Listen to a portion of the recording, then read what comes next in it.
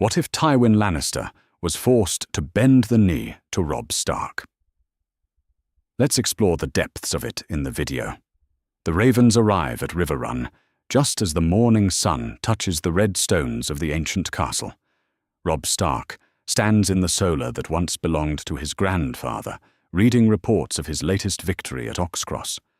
The parchment bears the seal of Sir Brynden Tully, detailing how they scattered Sir Stafford Lannister's host and left him dead in the mud. But Robb's attention focuses on something else entirely. Grey wind pads silently into the chamber, blood still fresh on his muzzle from the hunt. The direwolf moves to the great window and stares westward toward the mountains. His ears prick forward, and a low growl rumbles from his throat. Robb sets down the letter and approaches his companion.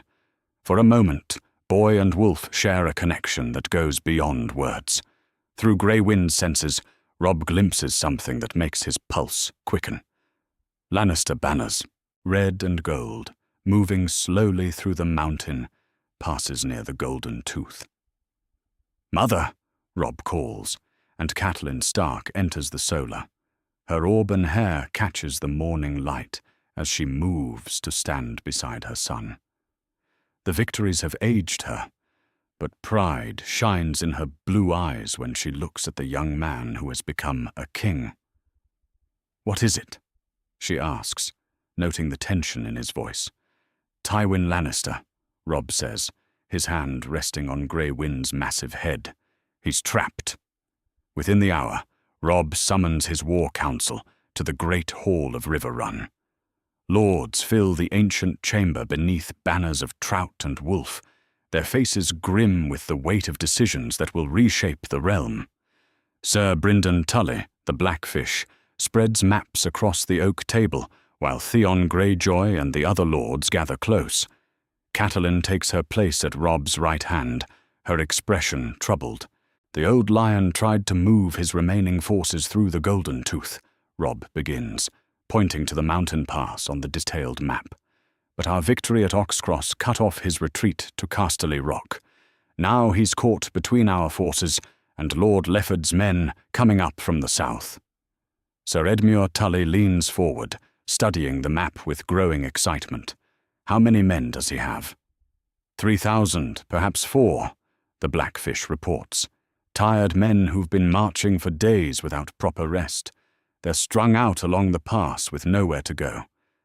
Catelyn's voice carries the weight of maternal concern. "This could be a trap, Robb. Tywin Lannister has never been captured or cornered in 40 years of warfare. He's too cunning, too experienced." "Which is exactly why we have to move now," Robb counters, his young voice carrying the authority of recent victories. "Before he finds a way out, before he can regroup and gather more forces." Theon speaks up from across the table, his voice eager. "We could surround the pass, block every escape route." "The terrain favors us," agrees Sir Brynden. "Narrow passes, high ridges.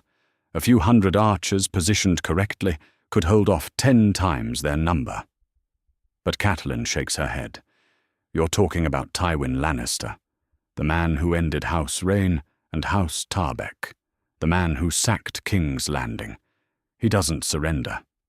"He will," Robb says quietly, and something in his tone makes every lord in the chamber turn to look at him. Because this time, he has no choice.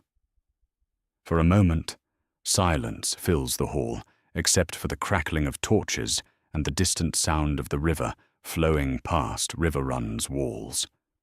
Then Robb begins to speak, his words measured and precise. "We take the high ground on every ridge surrounding the Golden Tooth. We position our forces so he can see them at first light. When Tywin Lannister wakes tomorrow morning, he'll find wolf banners on every horizon." Robb's finger traces the mountain passes on the map. North, south, east, and west. No way out except through us. "And if he chooses to fight?" asks Lord Karstark. "Then we kill him," Robb replies without hesitation. "But he won't. Tywin Lannister values his family above all else. he'll realize that dying in some mountain pass serves no purpose. Better to live and find another way to serve House Lannister. The Blackfish nods slowly. It could work. We have the men, and we know these mountains better than the Lannisters do. Yet Catelyn remains unconvinced. Robb, please, consider the risks. If this goes wrong, if Tywin escapes, he'll make us pay for years to come. If we let him escape now, we'll never have another chance like this, Robb argues. Jaime is our prisoner. Joffrey sits the Iron Throne, but has no love from the people. Cersei rules through fear alone. This is our moment to end the war before it destroys the realm. Theon grins, clearly excited by the prospect of capturing the most feared man in Westeros. When do we march? Now, Robb says, rising from his chair. We move tonight. I want every man ready for a forced march through the hills. We'll use the old hunting paths that our fathers used. By dawn, Tywin Lannister will wake to find himself facing the impossible choice between death and surrender. With that, the lords disperse to ready their men. Catelyn remains behind, her worry evident on her face. She approaches her son and places a hand on his shoulder. You're so young, she whispers, too young to carry such weight. Father was younger when he fought in Robert's rebellion, Robb replies. You were younger when you helped Uncle Brynden hold River Run against siege. War doesn't wait for age, Mother. She nods, though her heart aches. Then may the old gods and the new watch over you. As darkness falls over River Run, thousands of northern and riverland soldiers begin their march into the hills. They move in columns, their torches flickering like fireflies in the night. Robb rides at the head, with grey Wind loping beside his horse, the great dire wolf's red eyes gleaming in the torchlight. The march is hard and fast. They follow deer paths and old trader routes through terrain that would challenge even experienced mountain men. Yet these are northern soldiers, men bred to hardship, and they push forward without complaint. Behind them come the Riverland forces, equally determined to end Lannister dominance in their homeland. Meanwhile, in his command tent, pitched in the narrow confines of the Golden Tooth, Tywin Lannister studies his own maps by candlelight. The defeat at Oxcross weighs heavily on his mind. Sir Stafford's death was a blow, but more troubling is the pattern emerging in young Robb Stark's victories. The boy fights like a direwolf, patient and cunning, striking when the enemy least expects it. Tywin sets down his quill and pinches the bridge of his nose. At 55, he has fought more battles than men half his age, but never has he faced an opponent quite like this young wolf. Every conventional strategy seems to fail against Robb Stark's unpredictable tactics. A scout enters the tent and bows. My lord, our outriders report movement in the hills. Torches moving through the passes. Tywin's green eyes narrow. How many? Hard to say in the darkness, my lord. Could be hunters or mountain folk. Or it could be wolves, Tywin mutters.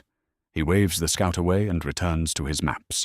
Something cold settles in his stomach as he studies the terrain around the Golden Tooth. If Robb Stark has found them here, trapped in these narrow passes, then the situation has just become infinitely more dangerous. Hours pass. The Lannister camp settles into uneasy sleep, while sentries keep watch on the ridgelines. But as dawn approaches, those same sentries begin to see shapes moving against the grey sky. At first, just shadows. Then, as the eastern horizon lightens, the shadows resolve into something that makes their blood run cold. Banners, hundreds of them, planted on every ridge and peak surrounding the Golden Tooth. The grey direwolf of House Stark snaps in the mountain wind, visible from every direction. North, south, east, and west, just as Robb had planned. Tywin Lannister emerges from his tent as the first rays of sunlight touch the mountain peaks. He looks up to see the impossible sight of Stark banners surrounding his position. For a moment that stretches into eternity, the most feared man in Westeros simply stares at the display of tactical mastery before him. Then a horn sounds from the northern ridge, clear and cold in the mountain air. Moments later, a herald rides down the slope under a banner of truce. The young man wears the blue and grey of House Tully, but the message he carries is from a king, Lord Tywin Lannister, the herald calls out, in a voice that echoes off the stone walls of the pass. His Grace, Robb Stark, first of his name, King in the North and King of the Trident, calls upon you to surrender yourself and your forces unconditionally. You are surrounded with no possibility of escape. Lay down your arms, and you will be treated with the honor due your rank. Refuse and face the consequences. The herald pauses, letting his words sink in. His Grace offers you 1 hour to consider these terms. At the end of that hour, if you have not surrendered, the attack will commence.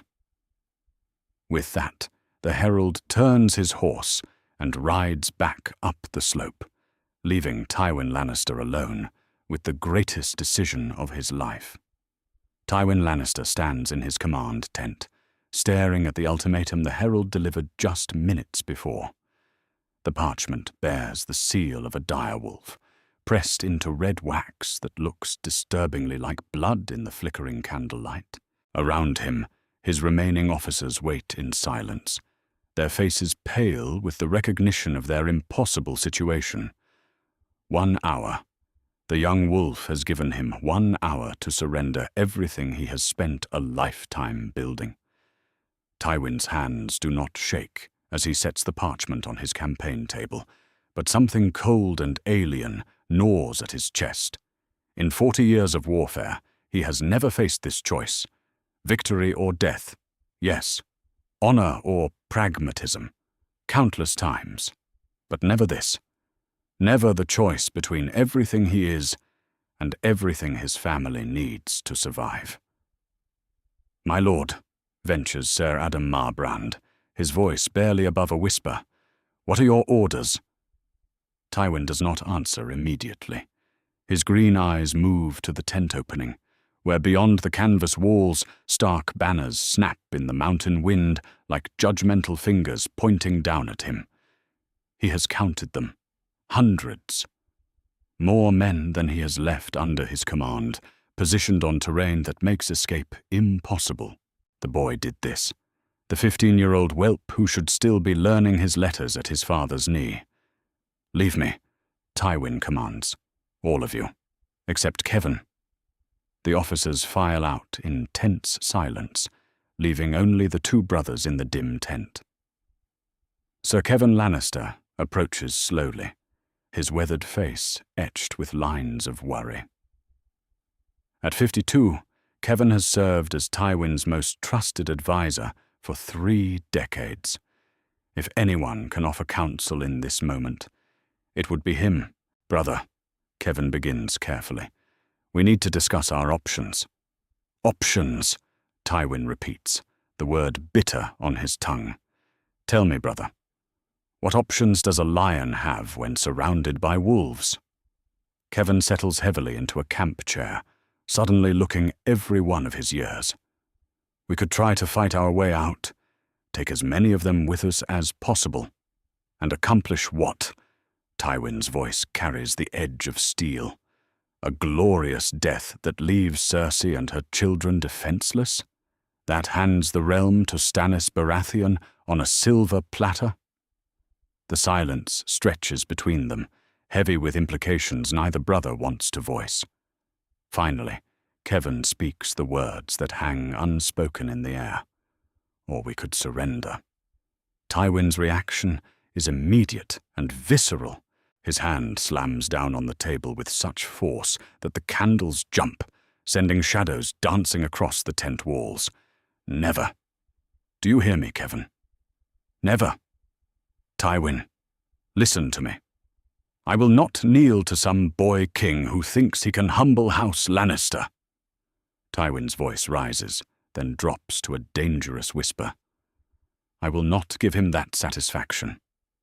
But Kevin presses forward, his voice steady despite his brother's rage. And what satisfaction will our deaths give him? What good will our pride do Cersei when Stannis Baratheon comes for her children? The mention of his grandchildren stops Tywin cold. Joffrey, Myrcella, Tommen. The future of House Lannister rests in their blood, and they are half a continent away, defenseless without his protection.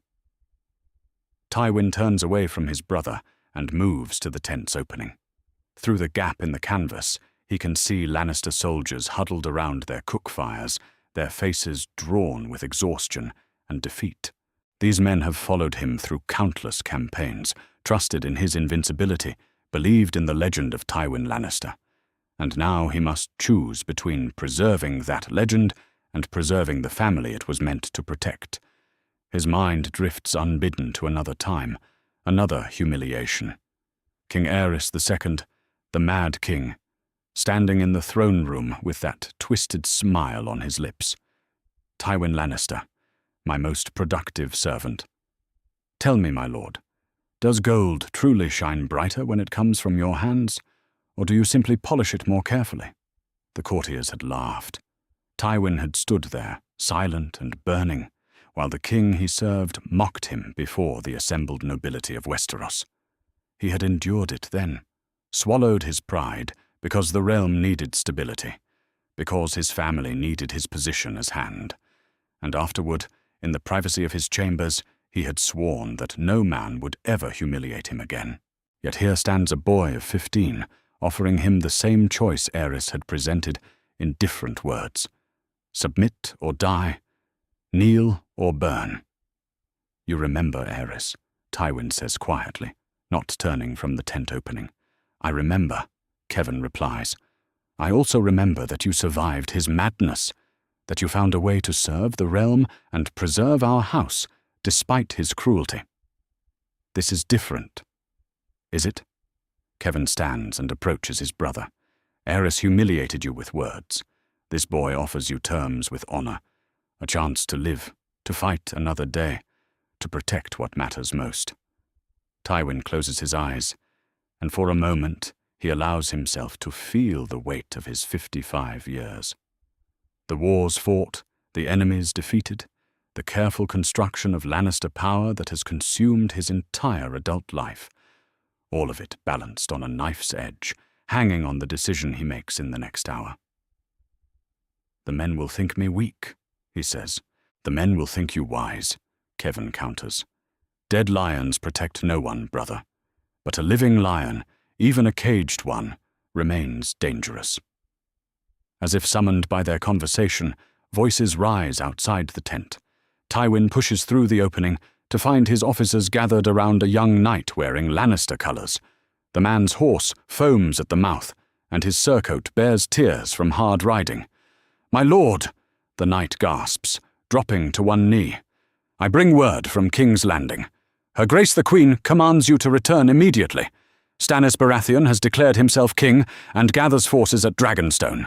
Lord Renly has also claimed the throne and marches north from Highgarden with the Tyrell host. Tywin's eyes narrow. When did you leave the capital? 3 days ago, my lord.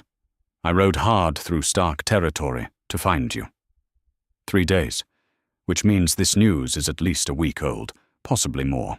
The realm fractures while he stands trapped in these mountains, unable to move, unable to act, unable to protect his family's interests. There's more, my lord, the knight continues. Lord Stannis has declared Prince Joffrey a bastard born of incest. He sent ravens to every lord in the 7 kingdoms. The words hit Tywin like a physical blow. If Stannis has proof of Cersei's indiscretions with Jaime, if he can make the accusation stick, then Joffrey's claim to the throne crumbles. Everything Tywin has worked for, everything he has built, dies with that revelation. We have to get back, Kevin says urgently. Cersei needs us. The children need us. Tywin stares at his brother, then at the messenger, then up at the Stark banners that surround them like a noose. Every instinct screams at him to fight, to die with sword in hand rather than submit to this humiliation. But Kevan's words echo in his mind. Dead lions protect no one. "Sir Adam," Tywin calls, his voice steady despite the turmoil in his chest. "My lord."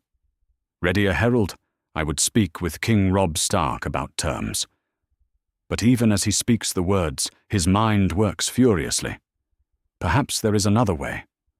Perhaps he can turn this defeat into something else. Buy time to find an advantage. The young king wants his surrender, but perhaps he wants something more. Perhaps Tywin can convince him that an alliance serves them both better than a humiliating capitulation. The herald rides out under a banner of truce, carrying Tywin's request for parley. But the answer that comes back is swift and uncompromising. No negotiation, no terms. Unconditional surrender or death. Choose now. Tywin reads the response, his jaw tightening with each word. The young wolf refuses to be drawn into negotiations, refuses to give him any avenue except complete submission. The boy is smarter than Tywin hoped, more ruthless than his father ever was.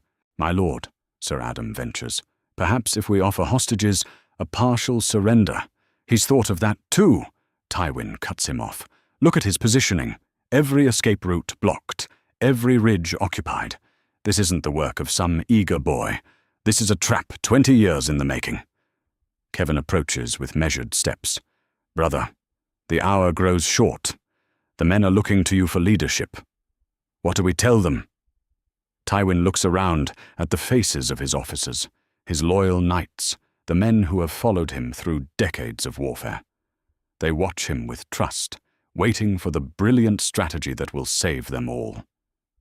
But there is no strategy, no clever maneuver, no way out except through the young wolf's mercy. The realization settles over him like a shroud. He has been outmatched not by superior numbers or better equipment, but by superior tactics and perfect timing.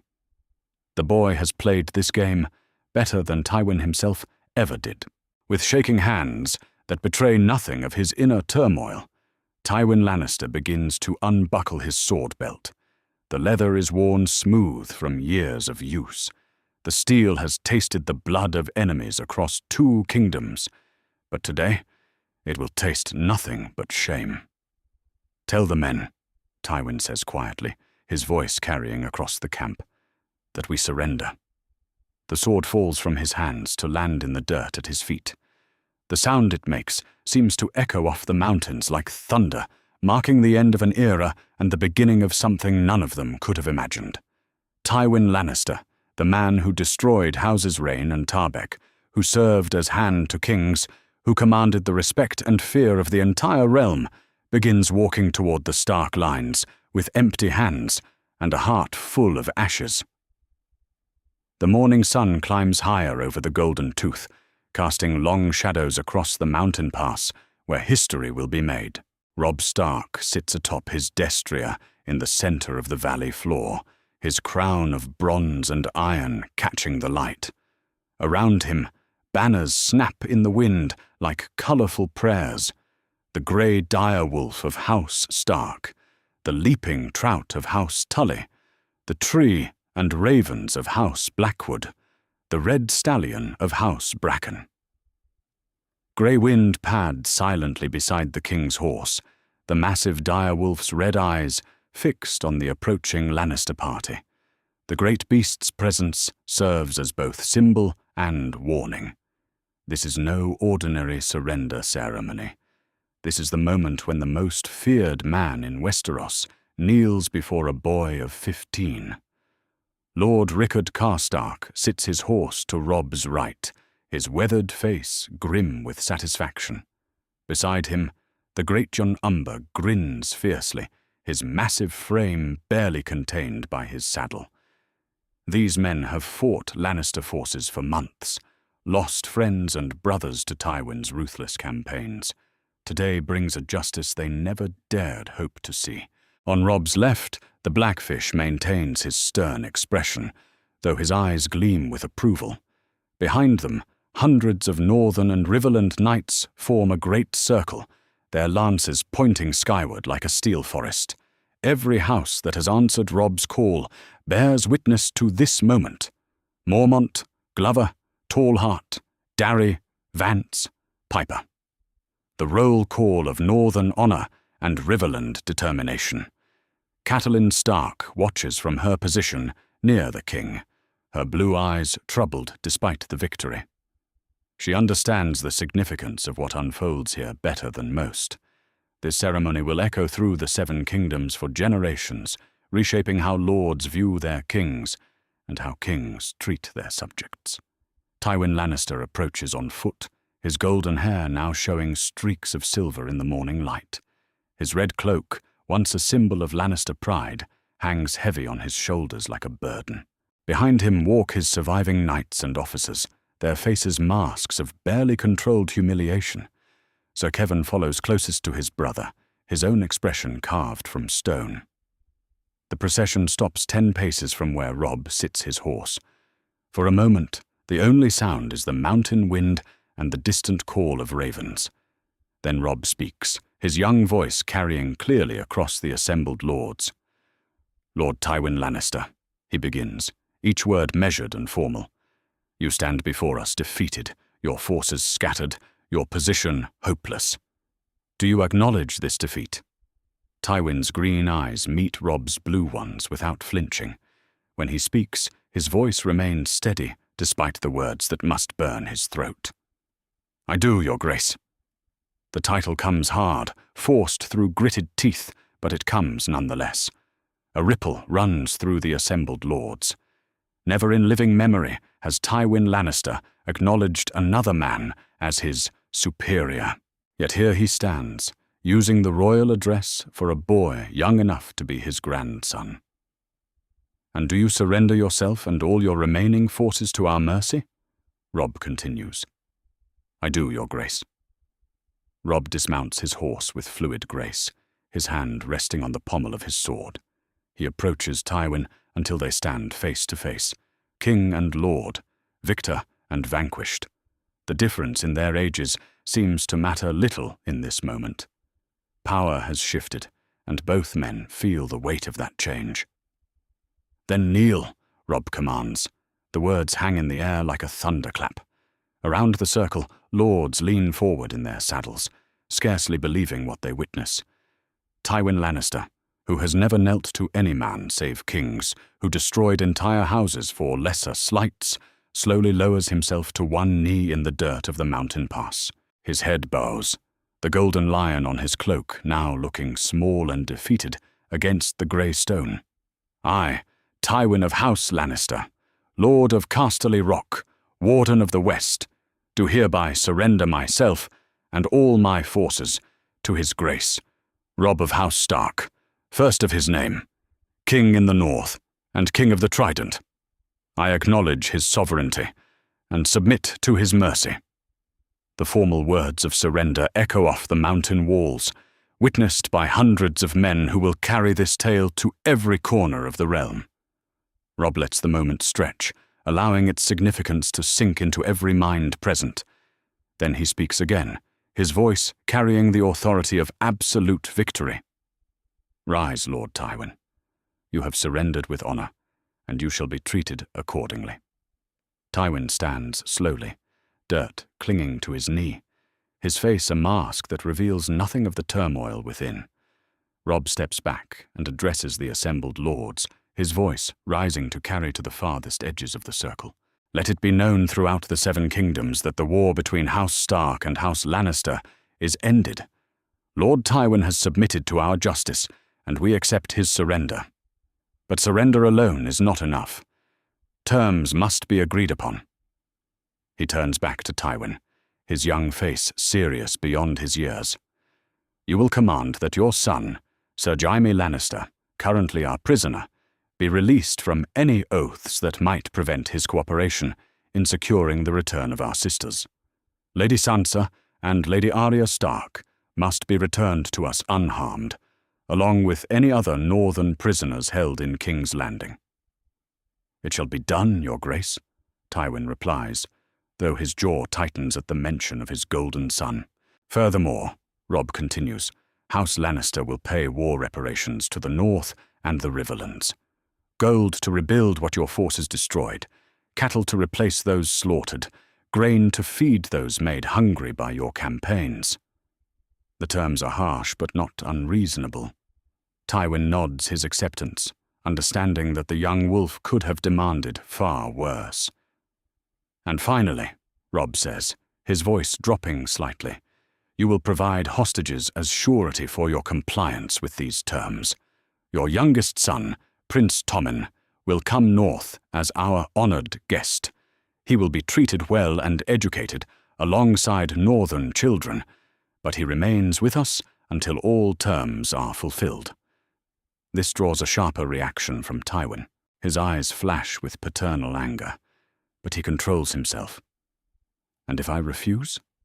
Then you die here in this pass, and we march on Casterly Rock with fire and sword, Robb replies matter-of-factly. Your choice, Lord Tywin. For a moment, the two men stare at each other across the divide of victory and defeat. Then Tywin bows his head once more. Tommen will come north. You have my word. Good, Robb says. Maester Luwin, prepare the documents. I want this agreement set down in writing with both our seals. As the formal surrender documents are prepared, ravens are brought from the Stark baggage train. Each bird carries identical messages to lords throughout Westeros. Tywin Lannister has surrendered to King Robb Stark. The war in the Riverlands is ended. The political landscape of the realm has shifted forever. Lord Karstark approaches Robb as the ceremony winds down, his voice low with concern. Your Grace, some of the men are troubled by this precedent. Accepting surrender from an enemy of this magnitude, it makes us appear weak to some. Robb considers this, watching as Tywin speaks quietly with his brother Kevan. And what would you have me do, my lord? Execute him here and now? Slaughter his men after they've surrendered? Some would say it sends a clearer message, Karstark admits. Aye, it would, Robb agrees. It would tell the realm that the king in the north is as cruel and mad as Aerys Targaryen. Is that the message you want to send? The great Jon, overhearing, rumbles his own opinion. The lad's right, Karstark. Dead enemies can't pay reparations or return our people. This way, we get everything we want and keep our honor clean. Lord Blackwood rides closer, adding his voice to the discussion. Besides, my lords, consider what this surrender means. Every lord in the Seven Kingdoms will see that Tywin Lannister knelt to our young king. They'll remember that when they're deciding which banners to follow in the wars to come. Catelyn watches the debate with mixed feelings. Part of her swells with pride at her son's wisdom and mercy. Another part fears the consequences of such a public humiliation of the most dangerous man in Westeros. Tywin Lannister has never been known to forgive slights, and this is far more than a slight. The ravens launch into the grey sky, black wings carrying news that will reshape the realm. In King's Landing, Cersei will rage and plot. At Dragonstone, Stannis will calculate how this changes his own chances. In the Reach, Renly will reassess his alliance options. And in the halls of power throughout Westeros, lords will whisper of the young wolf who brought the Lion of Casterly Rock to his knees. As the ceremony concludes and the lords begin to disperse, Tywin finds himself walking beside his captor king toward the Stark camp. The irony is not lost on him. Yesterday, he commanded armies and shaped the fate of kingdoms. Today, he walks in the shadow of a boy who has outmaneuvered him completely. Your Grace, Tywin says quietly, his voice carrying a note of genuine respect. That was well done. Your father would be proud. Robb glances at the older man, surprised by the compliment. You think so? I know so, Tywin replies. Ned Stark was many things I disagreed with, but he was never cruel for cruelty's sake. Neither are you, it seems. They walk in silence for a few more steps before Robb speaks again. Lord Tywin, I hope you understand that this changes nothing between our houses beyond what it must. Your surrender ends the war, but it doesn't erase the past." "I understand perfectly, Your Grace," Tywin answers, "though I would suggest that the past has a way of surprising us all." With those cryptic words, the Lion of Casterly Rock is led away to comfortable captivity, while the young wolf prepares for the long journey back to Riverrun. The surrender at the Golden Tooth is complete, but both men know that the true consequences of this day have only just begun to unfold. The ravens carrying news of Tywin's submission are already dots against the grey sky, racing toward a realm unprepared for such momentous change. In the halls of power, from Winterfell to King's Landing, from Dragonstone to Highgarden, lords and ladies will soon learn that the impossible has happened. The lion has knelt to the wolf, and the Seven Kingdoms will never be the same. The raven arrives at King's Landing 3 days after the surrender at the Golden Tooth.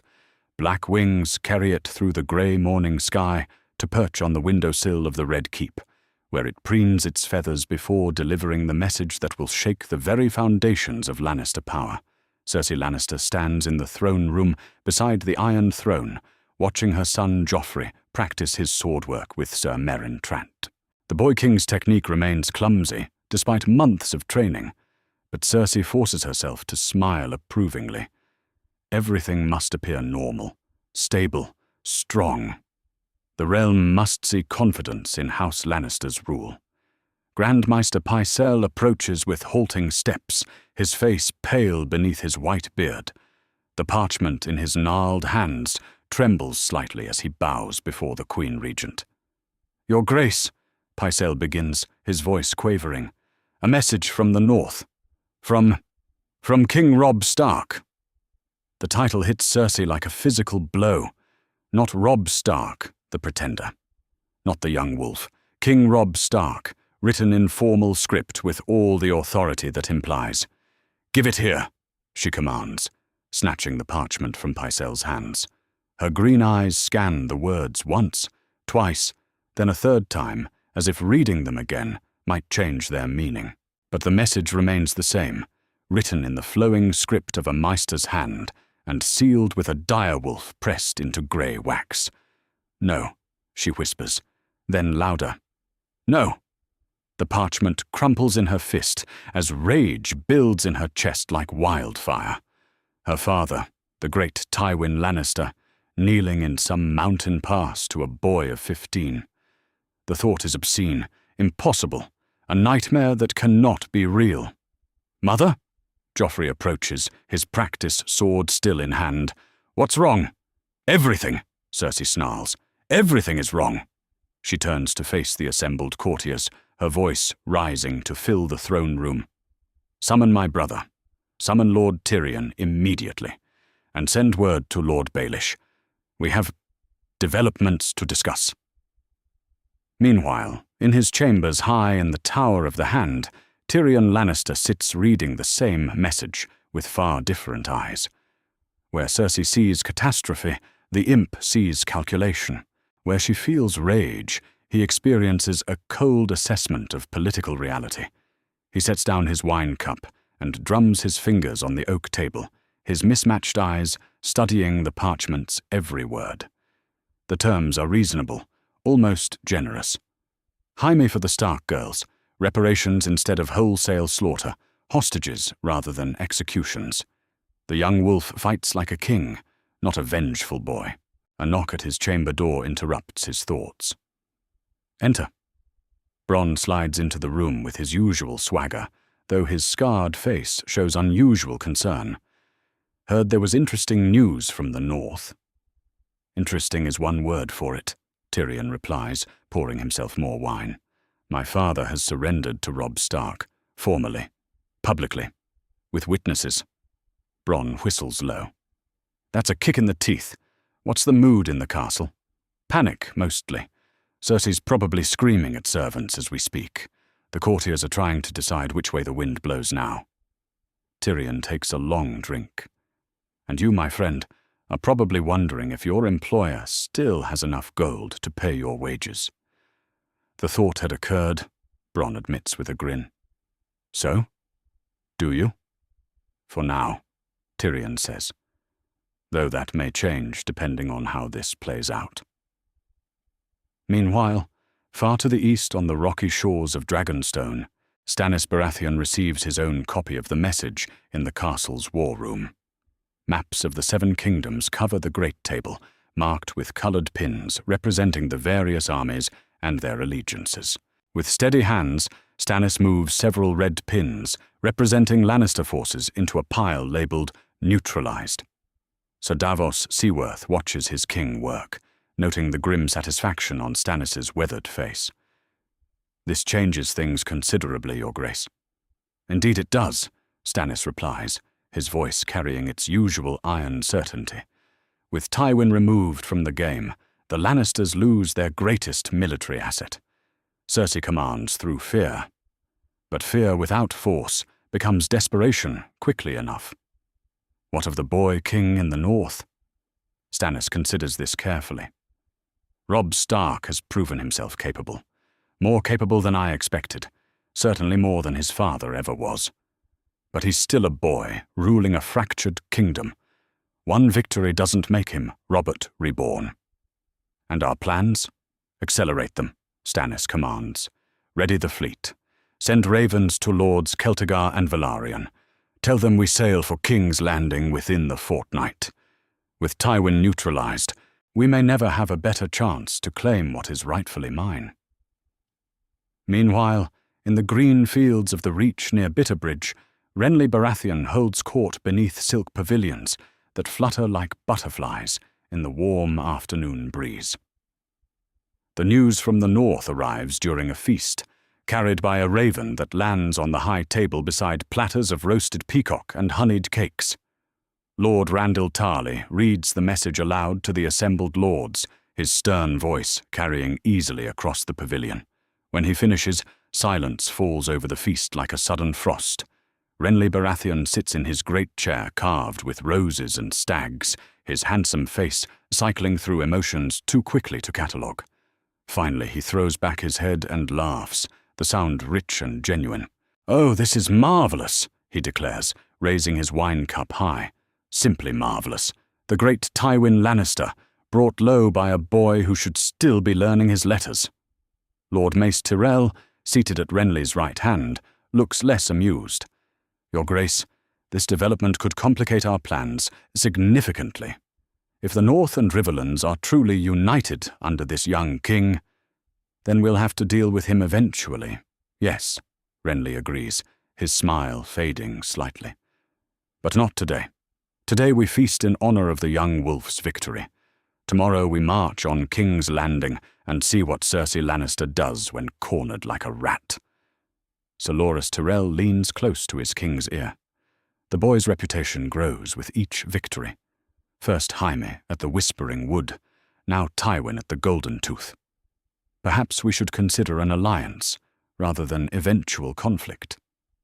Renly considers this, swirling wine in his cup. Perhaps, though I wonder if the realm has room for two kings. Still, stranger alliances have been forged. We'll see what kind of man this young wolf proves to be.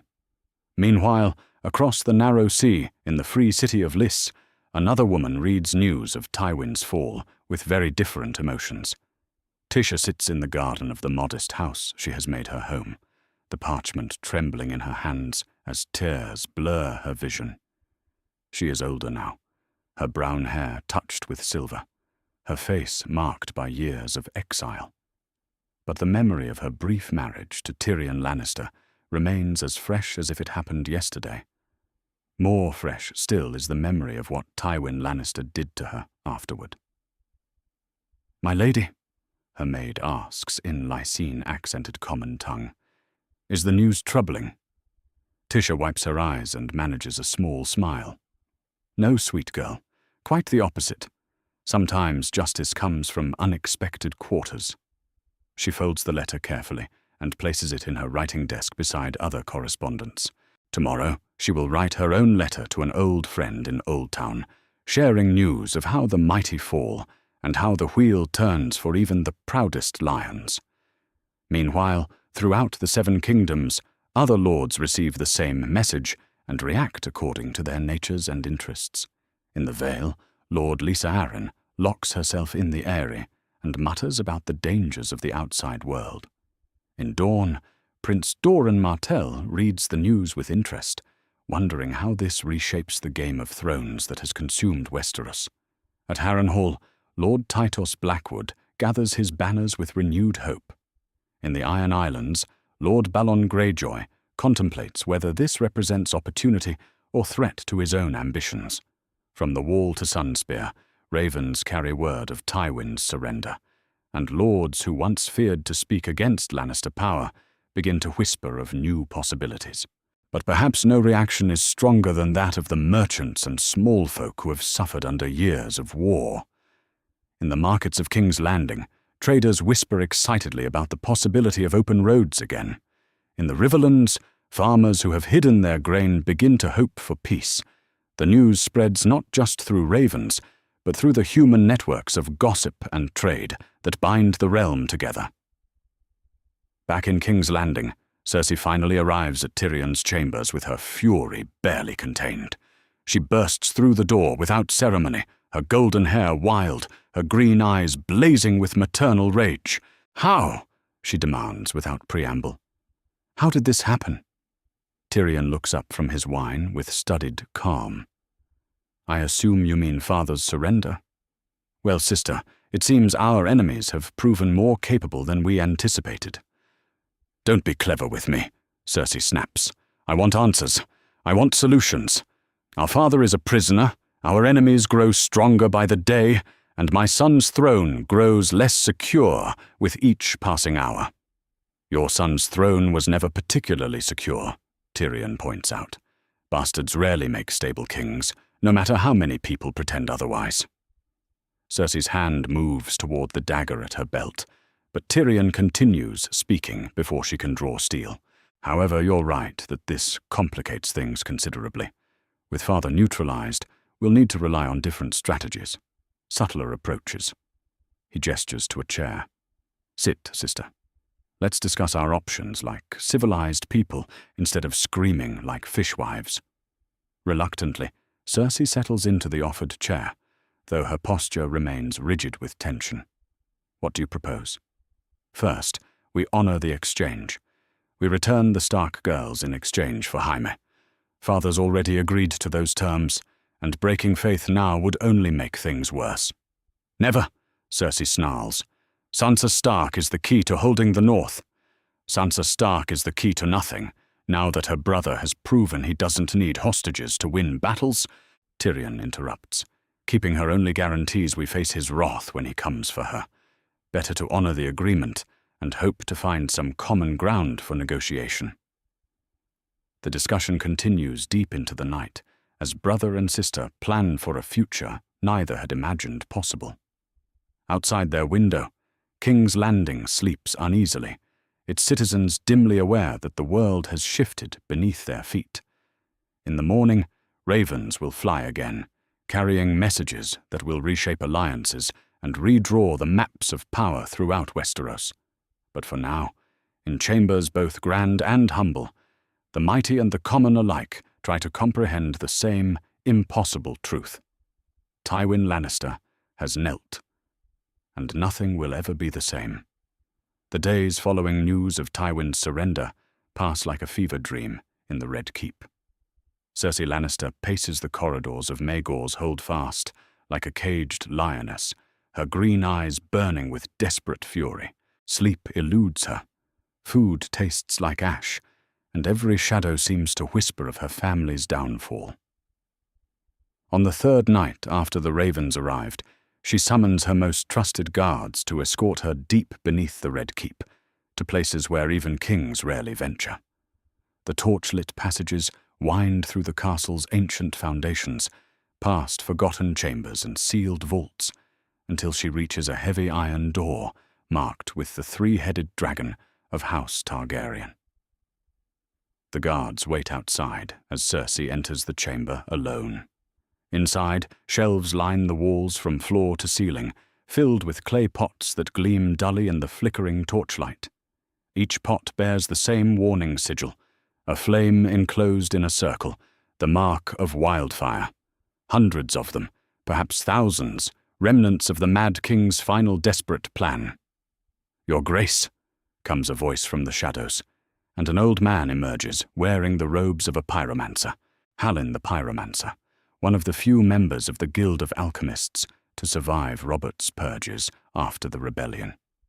His pale hands shake slightly as he bows. "You summoned me to the substance?" "How much is there?" Cersei asks without preamble, her voice echoing in the stone chamber. "Difficult to say precisely, Your Grace. King Aerys ordered vast quantities produced in his final months. We estimate several thousand pots remain hidden throughout the city's undercity." Helene's voice drops to a whisper. "Enough to accomplish great destruction." Cersei approaches one of the shelves, studying the innocent-looking clay vessels that contain such terrible power. "Could it destroy an army? Say if that army were camped outside the city walls?" Helene's eyes widen with understanding and fear. "Your Grace, the wildfire is unpredictable. If deployed in such quantities, the flames would not discriminate between enemy and innocent. The entire city could burn." "The city burns anyway if the wolves reach the gates," Cersei snarls. "At least this way, we take our enemies with us." The old pyromancer wrings his hands. "Your Grace, perhaps there are other options. Wildfire is meant to be a last resort, when all other options are exhausted." Cersei's voice rises to an echo in the chamber. "My father kneels to a boy. My son's throne totters on the edge of collapse. My brother—" Her voice catches as she thinks of Jaime, prisoner in some northern cell. "Tell me, Halin, can it be done?" Halin bows his head in defeat. "With enough men and careful placement, yes, Your Grace. But the risks? Leave the risks to me," Cersei commands. "Begin preparations immediately. And Halin, speak of this to no one. The penalty for betraying this secret is death. Understand?" "I understand, Your Grace." Meanwhile, 3 floors above in the Tower of the Hand, Tywin Lannister sits in his solar reviewing ledgers of the city's defenses. The numbers make for grim reading. With Tywin captured and most of their forces scattered or defeated, King's Landing's garrison numbers fewer than 3,000 men. Against Robb Stark's proven tactical abilities, such a force offers little hope. A soft knock interrupts his calculations. "Enter." Bronn slides into the chamber, his usual smirk replaced by something approaching concern. "My lord, you might want to hear what the lads have been talking about in the barracks." Tyrion sets down his quill. "Go on." "Strange comings and goings in the lower levels. Guards talking about Her Grace visiting places that haven't seen visitors in years. And there's whispers about old stocks, things left over from the Mad King's time." A cold finger of dread traces down Tyrion's spine. He knows his sister well enough to fear what desperate measures she might contemplate. "What sort of old stocks?" "The green kind," Bronn says meaningfully. "The kind that burns hot enough to melt stone." Tyrion closes his eyes and pinches the bridge of his nose. "7 hells! She wouldn't. Even Cersei isn't that mad." "Wouldn't she?" Bronn asks. "Woman's got a choice between surrender and taking everyone down with her. Which do you think she'll pick?" Before Tyrion can answer, rapid footsteps echo in the corridor outside. The door bursts open to admit King Joffrey, his pale face flushed with excitement. Behind him trails Sir Meryn Trant, looking uncomfortable. "Uncle," Joffrey declares breathlessly. "Mother's told me the most wonderful news. We're going to burn the wolves when they come, all of them. It'll be just like Harrenhal, but better." Tyrion's blood turns to ice. "Your Grace, perhaps you could explain." "Green fire!" Joffrey interrupts, his voice rising with sick enthusiasm. "Mother says we have enough to turn the whole city into a furnace. When Robb Stark brings his army to our gates, we'll light them up like midsummer candles." The boy king begins pacing excitedly around Tyrion's chamber, his hands gesturing wildly as he describes his vision of destruction. I want to watch them burn from the Iron Throne. I want to hear them scream. Mother says we can put the wildfire in the sewers and tunnels, and when they least expect it. Joffrey, Tyrion interrupts sharply. Stop. Think about what you're saying. I am thinking. Joffrey snaps back, his mood shifting instantly to petulance. I'm thinking about how to punish our enemies, how to make them pay for humiliating grandfather. And what about the people in the city, the small folk who have no part in this war? Joffrey waves dismissively. They should have thought of that before they harbored traitors and rebels. If they burn too, so be it. Tyrion stares at his nephew in horrified recognition. This is Aerys Targaryen reborn, the same madness wearing a different face. The urge to strike the boy is almost overwhelming, but Tyrion forces himself to remain calm. Your Grace, he says carefully, perhaps we should discuss this plan more thoroughly before— There's nothing to discuss, Joffrey declares. Mother has already given the orders. Soon the whole world will see what happens to those who dare defy House Lannister. With that, the boy king storms out of the chamber, leaving Tyrion alone with Bronn and the weight of terrible knowledge. Meanwhile, in her chambers in the Red Keep, Sansa Stark sits by her window, overlooking the city below. The past few days have brought a strange mixture of hope and terror. Hope, because ravens speak of her brother's victories and her father's potential return.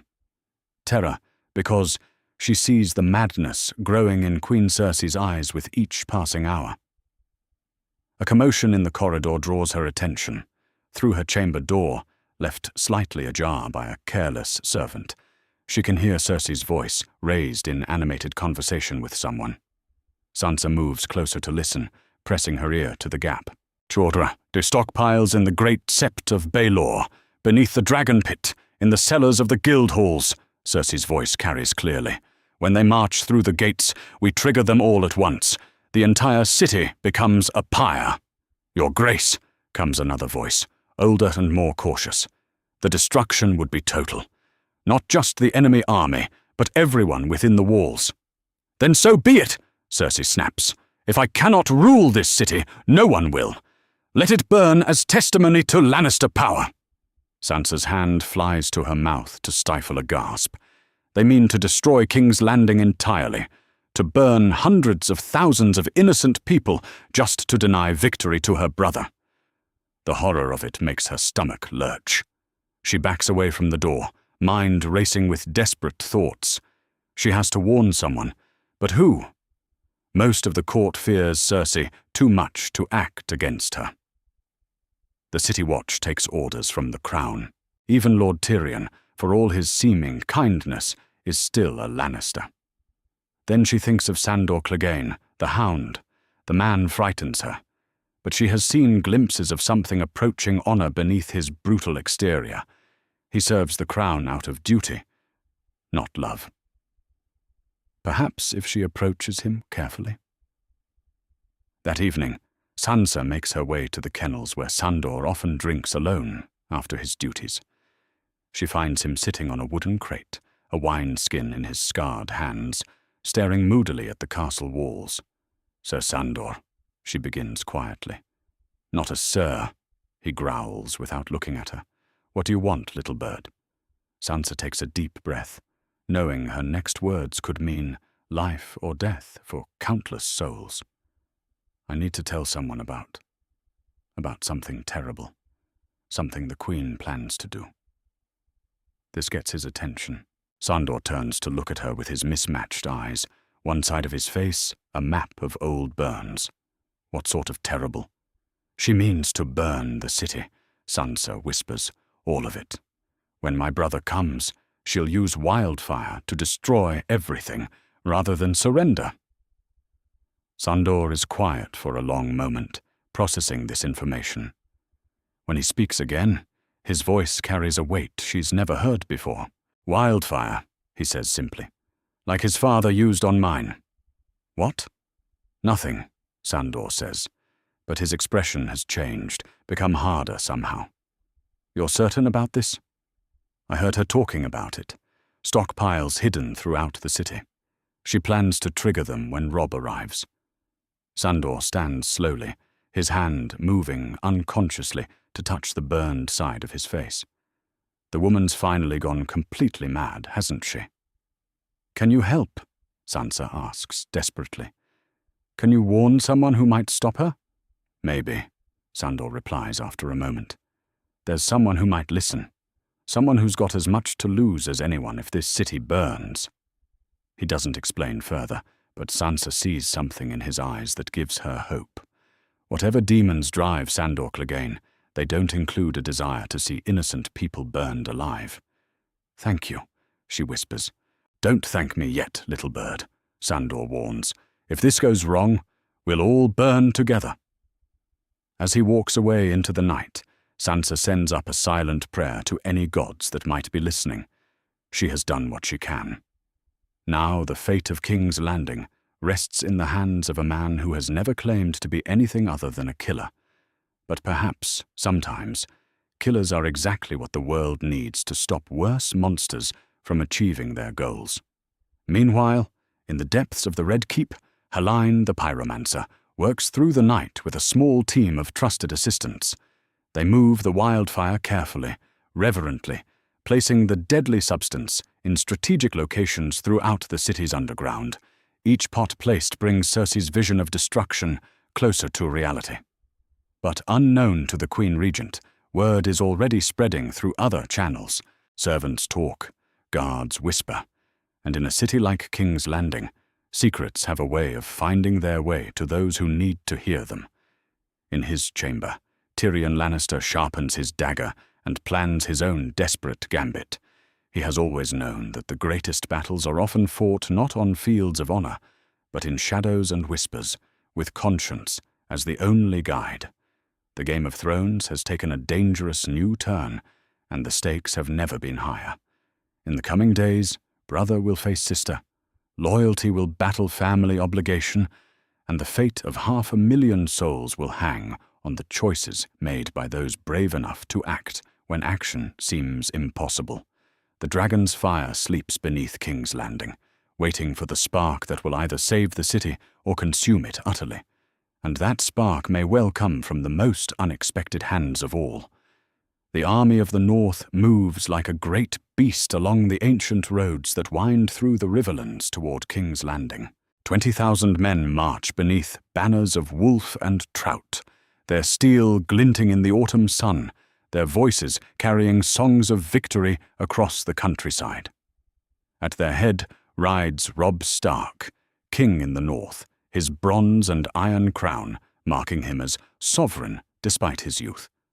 But perhaps the most remarkable sight in this host is not the young king himself, but the prisoner who rides in the center of the column. Tywin Lannister sits his destrier with dignity, intact despite his circumstances, his red cloak brilliant against the grey sky. No chains bind his hands, no cage confines him. He rides as befits his rank, surrounded by an honor guard of northern knights who treat him with formal courtesy. The arrangement puzzles many who witness it. Soldiers whisper questions as they march. Why does the young wolf show such respect to his greatest enemy? Why treat with honor the man who brought such devastation to the Riverlands? But Robb's reasoning runs deeper than simple chivalry. A humiliated prisoner breeds martyrdom and resistance. A respected captive, treated with the dignity his station demands, demonstrates the strength and wisdom of his captor. Grey wind pads alongside Robb's horse, the massive direwolf's red eyes constantly studying the prisoner who rides 50 paces behind. The great beast's unease is palpable, manifested in low growls, and the way his hackles rise whenever Tywin's voice carries forward on the wind. Something in the wolf's ancient instincts recognizes that lions remain dangerous even when caged. He doesn't trust him, Catelyn observes, riding at her son's side. Her blue eyes follow Grey Wind's agitated movements with maternal concern. Perhaps we should listen to what your wolf knows that we don't. Robb glances back at Tywin, who converses quietly with Sir Kevan about the state of roads ahead. Grey Wind senses a predator, Mother, but even predators can serve a purpose when properly managed. And what purpose does this particular predator serve? Legitimacy, Robb replies simply. When we reach King's Landing, I want every lord in the realm to see that Tywin Lannister walks freely in my train, that he acknowledges my authority. A surrendered enemy carries more weight than a dead one. Catelyn's expression remains troubled. I've watched you grow from boy to king these past months, Robb. You've shown wisdom beyond your years, courage that would make your father proud. But I worry that each victory feeds something in you that grows more dangerous than defeat ever could. What do you mean? Pride, she says quietly. The belief that you cannot fail because you haven't failed yet. It's a poison, son. It destroyed Robert Baratheon as surely as wine did. It made Aerys Targaryen burn his enemies alive. And it turned Tywin Lannister into the man who destroyed Houses Rhaen and Tarbeck for daring to question his authority. Robb considers his mother's words as they ride through a village whose people line the roads to cheer their passage. Children wave from windows, while their mothers throw flower petals before the horses' hooves. The adulation is intoxicating, he admits to himself. Each victory has made the next seem inevitable. Each triumph has reinforced his belief in his own tactical genius. You think I'm becoming like him? Robb asks, nodding toward Tywin. I think you're becoming like what he was before. Pride made him cruel, Catelyn replies. Brilliant, confident, seemingly invincible. The question is whether you can learn from his mistakes before they become your own. Their conversation is interrupted by the arrival of Maester Luwin, who rides hard from the rear of the column with a raven clutched in his weathered hands. His face bears the expression of one who carries momentous news. Your Grace, Luwin begins breathlessly. Word from our scouts in the south and east. Both Stannis Baratheon and Renly Baratheon have begun marching toward King's Landing with their respective armies. Robb reins in his horse, causing the entire column to slow and eventually halt. Details, Maester. Stannis moves with perhaps 15,000 men, including the royal fleet. He's declared his intention to take the capital and press his claim to the Iron Throne. Meanwhile, Renly approaches from the south with a host that may number 50,000 or more, the full strength of the Reach and most of the Stormlands behind him. The implications hit Robb immediately. What began as his personal war against House Lannister has now become something far more complex. 3 armies converging on King's Landing, each with a legitimate claim to rule, each determined to reshape the realm according to their vision. How long before they reach the capital? Catelyn asks. Stannis perhaps a fortnight, given favourable winds. Renly perhaps 3 weeks, moving such a large host. Robb processes this information, his mind already calculating distances and march times. And we'll arrive? At our current pace, Your Grace, approximately 10 days, which means Robb will reach King's Landing first, alone, before either of his rival kings can reinforce their positions. The opportunity is obvious, but so is the danger. A premature assault on the capital could prove disastrous if Stannis and Renly arrive while he's still engaged in siege warfare. What news of the city's defences? Robb asks. Minimal, Your Grace. With Lord Tywin's surrender, the Lannisters have perhaps 3,000 men remaining in the garrison. Queen Cersei has recalled what forces she can from the Westerlands, but they number few and arrive slowly. Tywin's voice carries forward from his position in the column, though he makes no move to approach uninvited. Your Grace, might I offer counsel? Robb exchanges glances with his mother, then nods. Speak, Lord Tywin. Cersei will not surrender the capital peacefully, Tywin says, his tone matter-of-fact, despite discussing his own daughter. When cornered, she becomes dangerous in ways that strategic thinking cannot always predict. A direct assault may cost you more than you anticipate. And you counsel what, exactly? Patience, Tywin replies. Let Stannis and Renly exhaust themselves against the city's walls. Enter the game when their forces are weakened and their treasury depleted. The ultimate victor is often the one who fights the fewest battles, not the most. Robb considers this advice, weighing its merit against the source. Tywin Lannister counseling patience serves Tywin's interests as much as anyone's, but the logic remains sound. Rushing toward King's Landing might satisfy his desire for quick resolution, but it could also throw away the advantages his victories have earned. An interesting perspective, Robb says diplomatically. I'll consider it. But even as he speaks, Grey Wind releases a long, low howl that raises the hair on every man's arms. The direwolf has stopped in the middle of the road, his massive head raised toward the southern sky.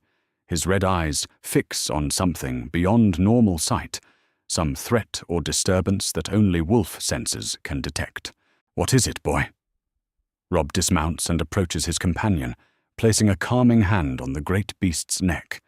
Through their bond, images flicker. Fire spreading beneath stone, the scent of fear and desperation, the taste of something poisonous in the air. Grey Wind cannot communicate specifics, but his distress is unmistakable.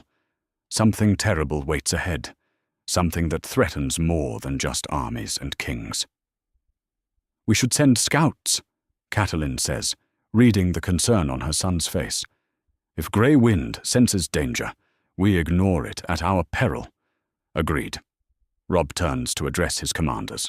Lord Karstark, take 100 horse and ride ahead. Avoid the main roads. Stay hidden. But I want to know exactly what awaits us at King's Landing. Report back within 3 days.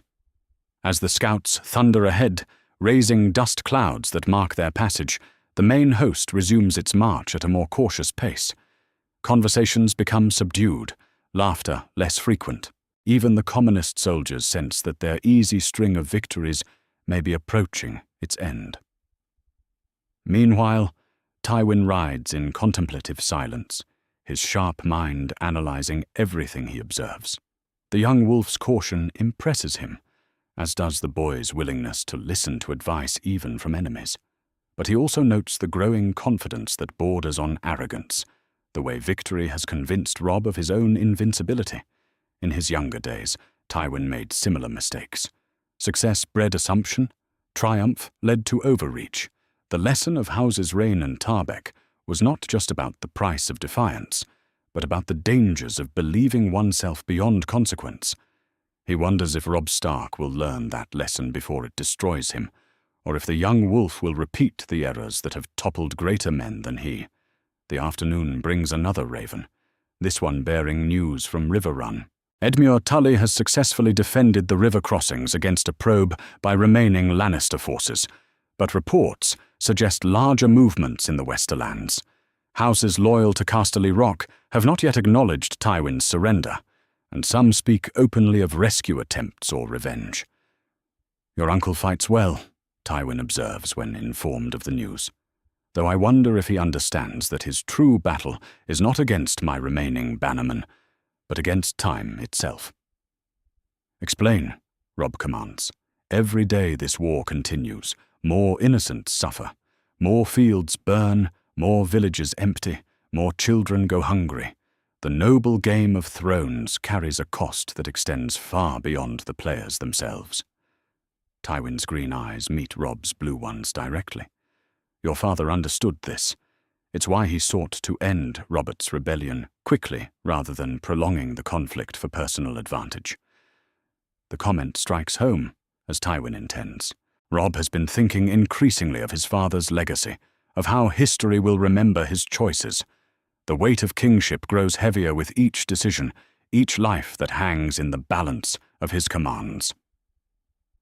You speak as if you care about the cost to the small folk, Catelyn interjects, her voice carrying clear skepticism. I care about stability, Tywin corrects. Stable realms produce prosperity. Prosperity generates taxes. Taxes fund armies. The small folk matter because they are the foundation upon which all noble power rests. Destroy the foundation, and the entire structure collapses. It's a cold calculation, but an honest one. Tywin Lannister has never pretended to be motivated by compassion, only by pragmatic effectiveness. In its way, his brutal honesty carries more weight than empty protestations of virtue. As evening approaches, the host makes camp beside a stream that winds through rolling hills dotted with ancient oak trees. Pavilions rise like colorful flowers in the meadow, while cook fires begin to flicker in the growing darkness. The routine of an army settling for the night proceeds with practiced efficiency. Tywin's tent is placed where honor and security intersect, close enough to the center of camp to reflect his status, far enough from command positions to limit any potential for mischief. Guards surround it discreetly, but they bear no visible weapons when in his presence. The message is clear. He is watched, but respected. That night, as Robb reviews maps and dispatches in his own pavilion, he finds his thoughts returning to his mother's warning about pride. Each victory has indeed made him more confident, more certain of his own abilities. The surrender of Tywin Lannister feels like the culmination of a destiny, proof that the old gods favor his cause. But Grey Wind's unease nags at him. The dire wolf lies beside his king's cot, but sleep does not come easily. The great beast's dreams are filled with fire and screaming, with the taste of ash and the scent of fear. Whatever waits ahead in King's Landing, it will test more than military prowess or tactical genius. In the morning, they will resume their march toward the capital, toward the convergence of 3 armies and the final resolution of this war. But tonight, both king and wolf share the same troubled sleep, haunted by visions of flames that consume more than just their enemies. The Game of Thrones has grown beyond simple conquest and submission. Soon, it will demand choices that no amount of victory can make easy, and sacrifices that no crown can justify. The young wolf rides toward his greatest challenge yet, carrying with him both the wisdom of his captive enemy and the warnings of his truest friend. Only time will tell which counsel he chooses to follow when the moment of truth arrives. The pre-dawn darkness clings to King's Landing like a funeral shroud when Tyrion Lannister makes his move. He walks through the Red Keep's corridors with purpose, his mismatched eyes burning with grim determination. Behind him follow Bronn and a dozen sellswords, their faces hard with the knowledge of what they must do. "You're certain about this?" Bronn asks quietly as they descend toward the castle's lower levels. "Once we start, there's no going back. She'll have our heads if we fail." "She'll have everyone's heads if we don't try," Tyrion replies, his voice steady despite the weight of betraying his own blood. 500,000 people, Bronn. Women, children, babes at their mothers' breasts. Even I have lines I won't cross. They reach the first cache beneath the great hall, where clay pots of wildfire gleam like malevolent jewels in the torchlight. Helene, the pyromancer, cowers in the corner, his pale hands trembling as sellsword steel convinces him to cooperate. "Where are the others?" Tyrion demands. 7 locations throughout the city, my lord," Helene stammers. "The Great Sept, the Dragon Pit ruins, beneath the guild halls, the docks, everywhere her grace commanded." And the triggers? How was she planning to ignite them? Helene's eyes dart nervously. "Runners with lit torches, my lord. When the signal came, they would light the caches simultaneously." Tyrion nods grimly. Crude but effective. Cersei never favored complexity when brutality would suffice. "Bronn, take half the men and secure the Sept. I'll handle the others. Kill anyone who tries to stop you, but for the love of all the gods, don't let a single spark near those pots." Meanwhile, in the throne room, Queen Cersei Lannister stands before the Iron Throne as the first light of dawn filters through the stained glass windows. She wears black silk and a crown of gold, her green eyes bright with fevered anticipation. Around her, the remaining courtiers whisper nervously, sensing the madness that radiates from their queen like heat from a forge. King Joffrey sits the throne with barely contained excitement, his pale hands gripping the armrests as he listens to reports from the city walls. "How close are they, mother? How close are the wolves?" "Close enough to smell their fear," Cersei replies, though her smile carries no warmth. Today, sweet son, we show the realm what happens to those who dare challenge House Lannister. Today, we burn them all. Grandmaster Pycelle shuffles forward, his ancient face creased with worry. Your Grace, perhaps we should consider other options. Negotiation, perhaps. Terms of surrender that might preserve— Preserve what? Cersei snaps. Our dignity, our power. They are already lost, old man. At least this way, we take our enemies with us. The great doors of the throne room crash open, and Tyrion strides in with his remaining sellswords. His clothes bear soot stains from the wildfire caches, and his face shows the strain of a man who has spent hours preventing catastrophe. Sister, he says, his voice carrying clearly across the vast chamber. We need to talk. Cersei's expression shifts from anticipation to suspicion. Brother, how good of you to join us. I trust you're prepared to witness our enemy's destruction. I'm prepared to prevent it, Tyrion replies bluntly. The wildfire caches have been secured. Your pyromancers are in custody. Your mad plan is finished. The silence that follows is absolute. Courtiers exchange shocked glances, while Joffrey's face contorts with rage. But it is Cersei's reaction that chills the room. She begins to laugh, a sound like breaking glass. You think you've stopped me? She asks, still laughing. Dear little brother, you always were too clever for your own good. It's over, Cersei. The city is safe. Surrender now, and perhaps— Perhaps what? Cersei's laughter cuts off abruptly. Perhaps they'll let us live? Perhaps they'll let my children live? You know what happens to royal children when new kings take thrones, Tyrion. You know what Robert did to Rhaenys and Aegon. Joffrey rises from the Iron Throne, his voice shrill with fury. Uncle, you've betrayed us! Guards, seize him! I want his head! Sir Meryn Trant and Sir Boros Blount move forward, but Bronze Blade whispers from its sheath. I wouldn't if I were you. This is treason! Joffrey shrieks. Open treason before the Iron Throne! Uncle, I sentence you to death! Your Grace, comes a new voice from the entrance to the throne room. Sandor Clegane strides in with Sansa Stark beside him, his burned face grim with purpose. I'm afraid that's not possible. Cersei's eyes widen with understanding. You warned him. Sansa lifts her chin, showing courage that surprises everyone present. I warned him because innocent people don't deserve to burn for your madness.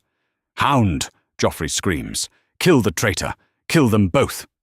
Sandor draws his sword, but instead of advancing on Sansa, he places himself protectively between her and the throne. No. What? Joffrey's voice cracks with disbelief.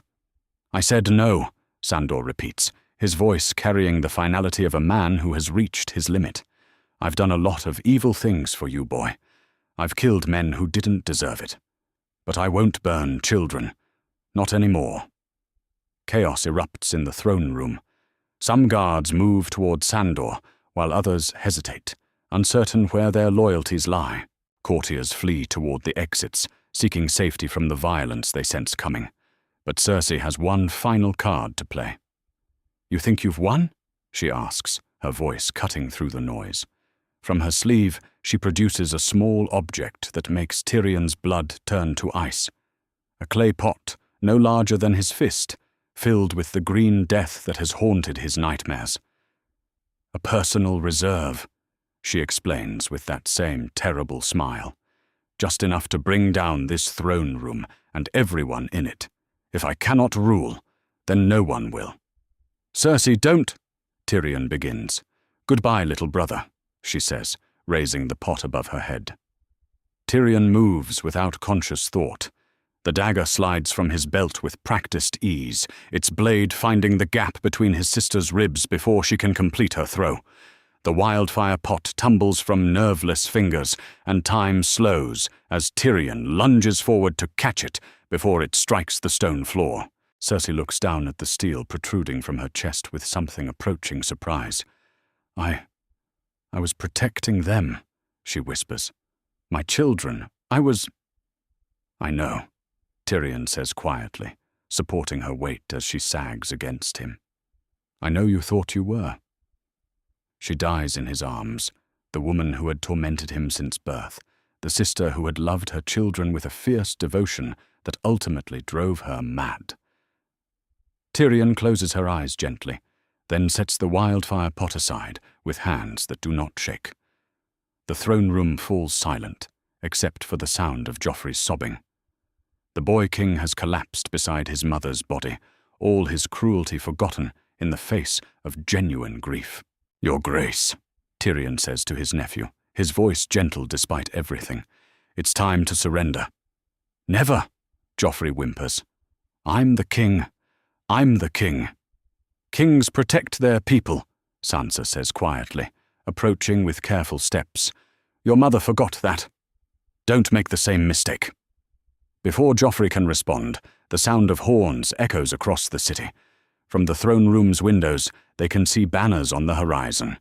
The grey direwolf of House Stark, approaching the gates of King's Landing with 20,000 swords behind it. The city will not hold, Tyrion observes matter-of-factly. The garrison is outnumbered 6-1. Resistance will only mean more death. Sandor sheathes his sword and moves to the great bell rope that hangs beside the throne. Then let's end this. The first toll echoes across King's Landing like thunder. Then another. And another. The great bells of the Red Keep ring out the signal of surrender, their bronze voices carrying the news to every corner of the city. In the streets below, people emerge from their homes to listen in wonder. The war is ending, not with fire and blood, but with the simple sound of bells. Tyrion looks down at his sister's body, then up at the Iron Throne that has cost so many lives. In the end, all the scheming and slaughter has led to this: a broken boy weeping beside his mother's corpse, and the sound of bells announcing the end of Lannister rule. What happens now? Sansa asks quietly. Now we wait, Tyrion replies. We wait for your brother to arrive and decide what justice looks like when the Game of Thrones finally ends. Outside the Red Keep, the bells continue their bronze song, while Stark banners advance through the city's gate. The citizens of King's Landing line the streets not with weapons, but with flowers, welcoming the northern army that brings peace instead of conquest. In the throne room, 4 survivors of the Lannister court stand among the ruins of their power. A dwarf who chose mercy over blood, a hound who found his courage, a wolf girl who learned to use her voice, and a broken king who must now learn what it means to live without a crown. The Game of Thrones has ended, but the harder game of ruling justly has only just begun. And somewhere in the distance, grey winds howl mingles with the bells, as if the old gods themselves approve of how this chapter ends. The wildfire sleeps safe in its clay prisons, King's Landing stands whole and unburned, and for the first time in years, the city's children will sleep without fear of flames in the night. Sometimes, the greatest victories are those that prevent disasters rather than create them. Tyrion Lannister has saved 500,000 lives by taking one, and history will remember both the price he paid and the price he refused to let others pay. In the end, that may be the truest measure of any man. Not what he was willing to do for power, but what he was willing to sacrifice to protect the innocent. The bells ring on, their message clear across the 7 kingdoms. The war is over. The burning time has ended. And in King's Landing, at least, the dawn comes without smoke. The great pavilion stands on the field, before King's Landing, like a monument to power made manifest. 3 armies camp within sight of the capital's walls, their banners snapping in the autumn wind. The grey direwolf of House Stark, the crowned stag of Stannis Baratheon, and the golden rose beside a second crowned stag representing Renly's claim. Never in the history of the 7 kingdoms have 3 kings met in such circumstances, with the Iron Throne itself hanging in the balance. Inside the pavilion, tension fills the air like smoke. Robb Stark sits at the eastern end of the great table, his bronze and iron crown marking him as the youngest king present. At 16, he has proven himself the most successful commander of the three, his string of victories culminating in the capture of Tywin Lannister and the surrender of King's Landing without siege. Opposite him, Stannis Baratheon occupies the western seat, his jaw set in its characteristic grim line. At 34, he represents the strongest legal claim, being Robert's rightful heir. His fleet dominates Blackwater Bay, and his forces include some of the most experienced knights in the realm. But his rigid nature and harsh demeanor have won him few friends among the lords who now must choose their allegiances. Between them sits Renly Baratheon, charming and confident, despite commanding the largest army of the three. The Reach's vast levies and the Stormland's traditional strength give him numerical superiority, but his claim rests on might rather than right. At 23, he possesses the political skills his brother lacks, yet lacks Robb's proven tactical genius. "Gentlemen," Robb begins, his young voice carrying surprising authority, "we have a kingdom to divide and a boy king to dispose of. I propose we settle this through negotiation rather than bloodshed." "An admirable sentiment," Stannis replies, his voice flat and uncompromising. "Though I wonder why we need negotiation at all. I am Robert's heir. The throne is mine by right. You," he nods toward Renly, "have no claim except ambition. And you," his cold eyes fix on Robb, "are a rebel in open treason against the crown." Renly laughs, the sound warm despite the circumstances. "Brother, your devotion to law is touching, but law means nothing without power to enforce it. And power, as our young friend here has proven, belongs to those bold enough to seize it." "The Iron Throne belongs to whoever can hold it," Robb interjects calmly. "But I have no interest in ruling the Seven Kingdoms. The North and the Riverlands are kingdom enough for me. The question is whether you two can divide the rest without destroying what you're fighting over." This unexpected declaration shifts the entire dynamic. Both Baratheon brothers study the young wolf with new interest, recognizing that his withdrawal from the game changes all calculations. "You would truly renounce your claim?" Stannis asks, suspicion evident in his voice. "I never had a claim to begin with," Robb replies. "My father served Robert Baratheon faithfully. I hold no grievance against his rightful heir, provided that heir respects northern independence." Before either brother can respond, a commotion outside announces the arrival of an unexpected participant. Tywin Lannister enters the pavilion under guard, his red cloak and golden hair making him immediately recognizable despite his prisoner status.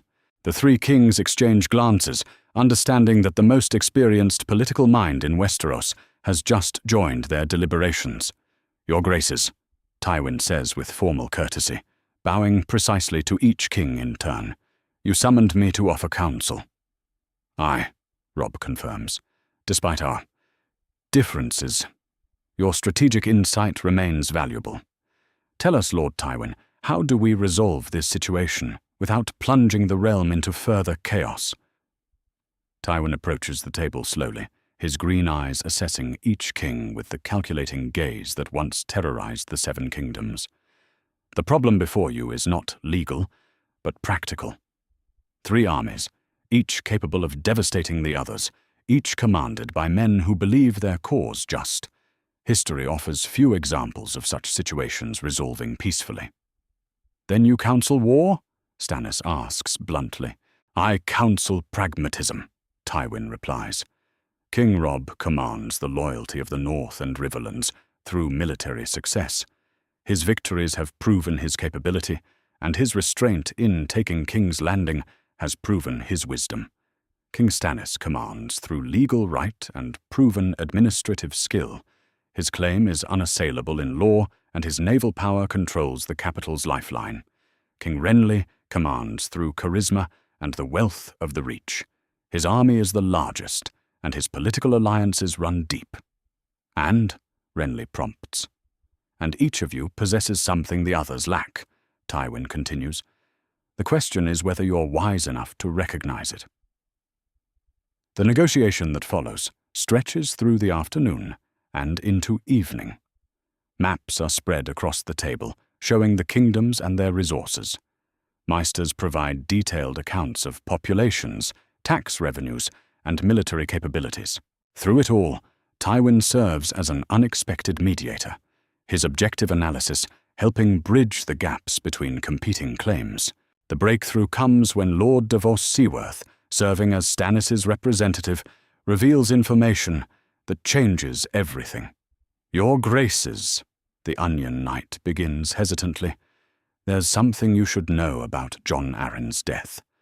Something that affects all our claims." He produces a letter bearing the seal of the hand of the king, written in Jon Arryn's own hand shortly before his death. Lord Arryn discovered the truth about King Joffrey's parentage. But more than that, he learned who was responsible for his own murder. The tent falls silent as Davos continues. Lysa Arryn, acting on instructions from Petyr Baelish, poisoned her own husband to prevent him from revealing what he'd learned. The letter contains proof that Joffrey, Myrcella, and Tommen are indeed bastards born of incest. But it also reveals that the war began with murder and manipulation, not honest political conflict. Stannis' face darkens with rage. "Baelish, I should have known that little worm was behind this." "Where is he now?" Robb asks grimly. "Fled to the Vale, we believe," Davos reports. But the point remains. This war was orchestrated by a man seeking to profit from chaos. Perhaps it's time to end his game by refusing to play it. The revelation has a sobering effect on all three kings. They have been dancing to Littlefinger's tune, fighting wars that serve his purposes more than their own. The recognition of their manipulation becomes a catalyst for compromise. "I propose this," Stannis says, after a long moment of thought.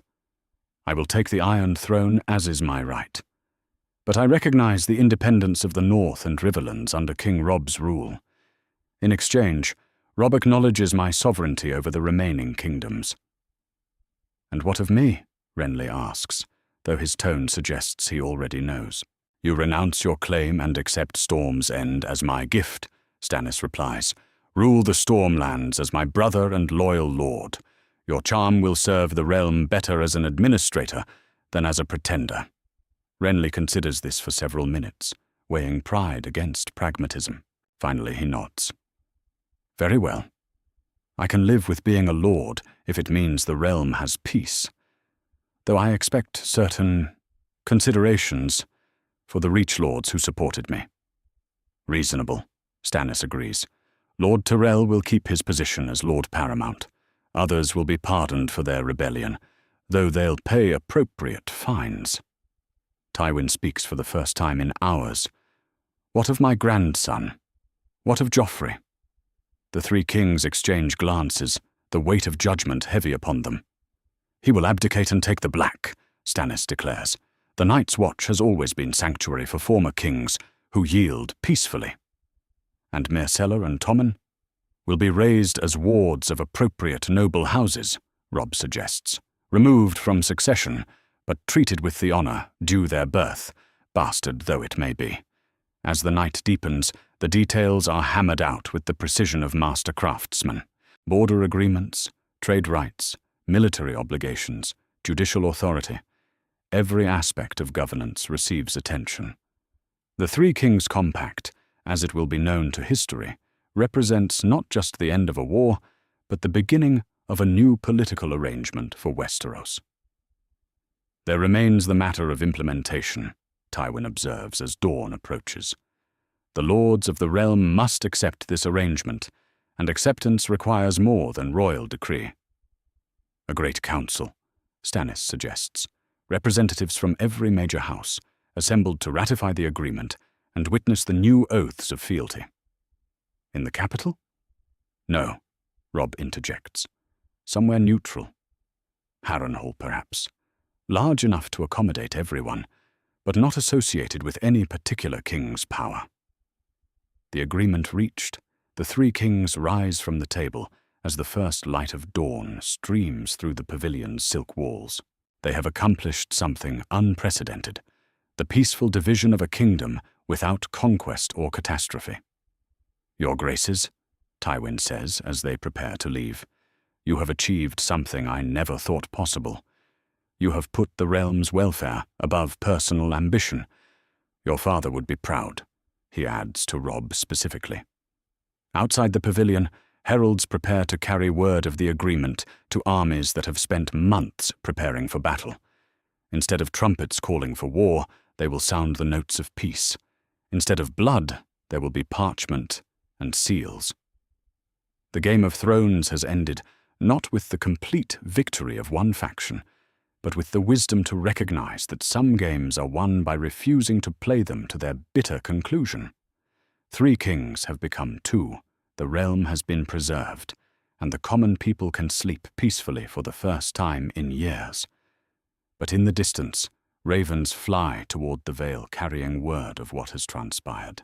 In the Eyrie, Petyr Baelish will learn that his carefully orchestrated chaos has given way to unexpected order. The game is not over. It has simply moved to a new board with different players. The sun rises over King's Landing on a transformed realm, where former enemies have become reluctant allies, and the price of wisdom has been measured not in blood, but in the courage to compromise. History will remember this as the day 3 kings chose peace over pride, and the realm was better for their choice. Yet in the shadows, other players still move their pieces, and the Game of Thrones, like all great games, has a way of demanding new players when the old ones refuse to play by the expected rules.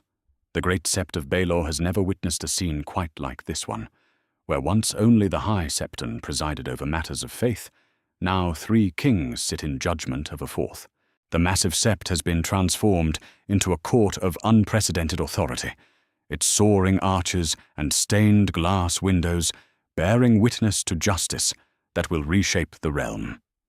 Stannis Baratheon occupies the central seat of judgment, his iron crown gleaming in the morning light that streams through colored glass. To his right sits Robb Stark, his bronze and iron circlet marking him as king in the north and Riverlands. To Stannis' left, Renly Baratheon sits without a crown, having renounced his claim the previous day, but his presence lends legitimacy to the proceedings. Before them, in chains of gold rather than iron, a last acknowledgement of his royal blood, kneels Joffrey Baratheon.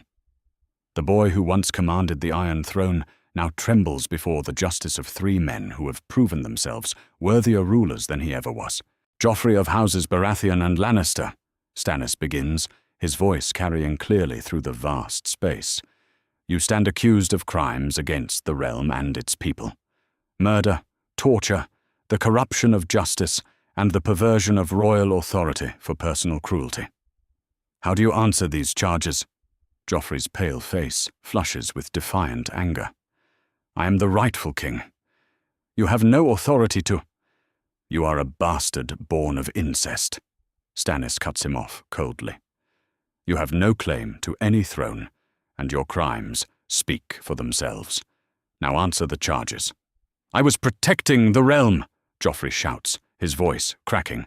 "Everything I did was for the good of—" "Was murdering Ned Stark for the good of the realm?" Robb asks, his young voice carrying deadly quiet. "Was ordering his men slaughtered when they tried to honor their oaths?"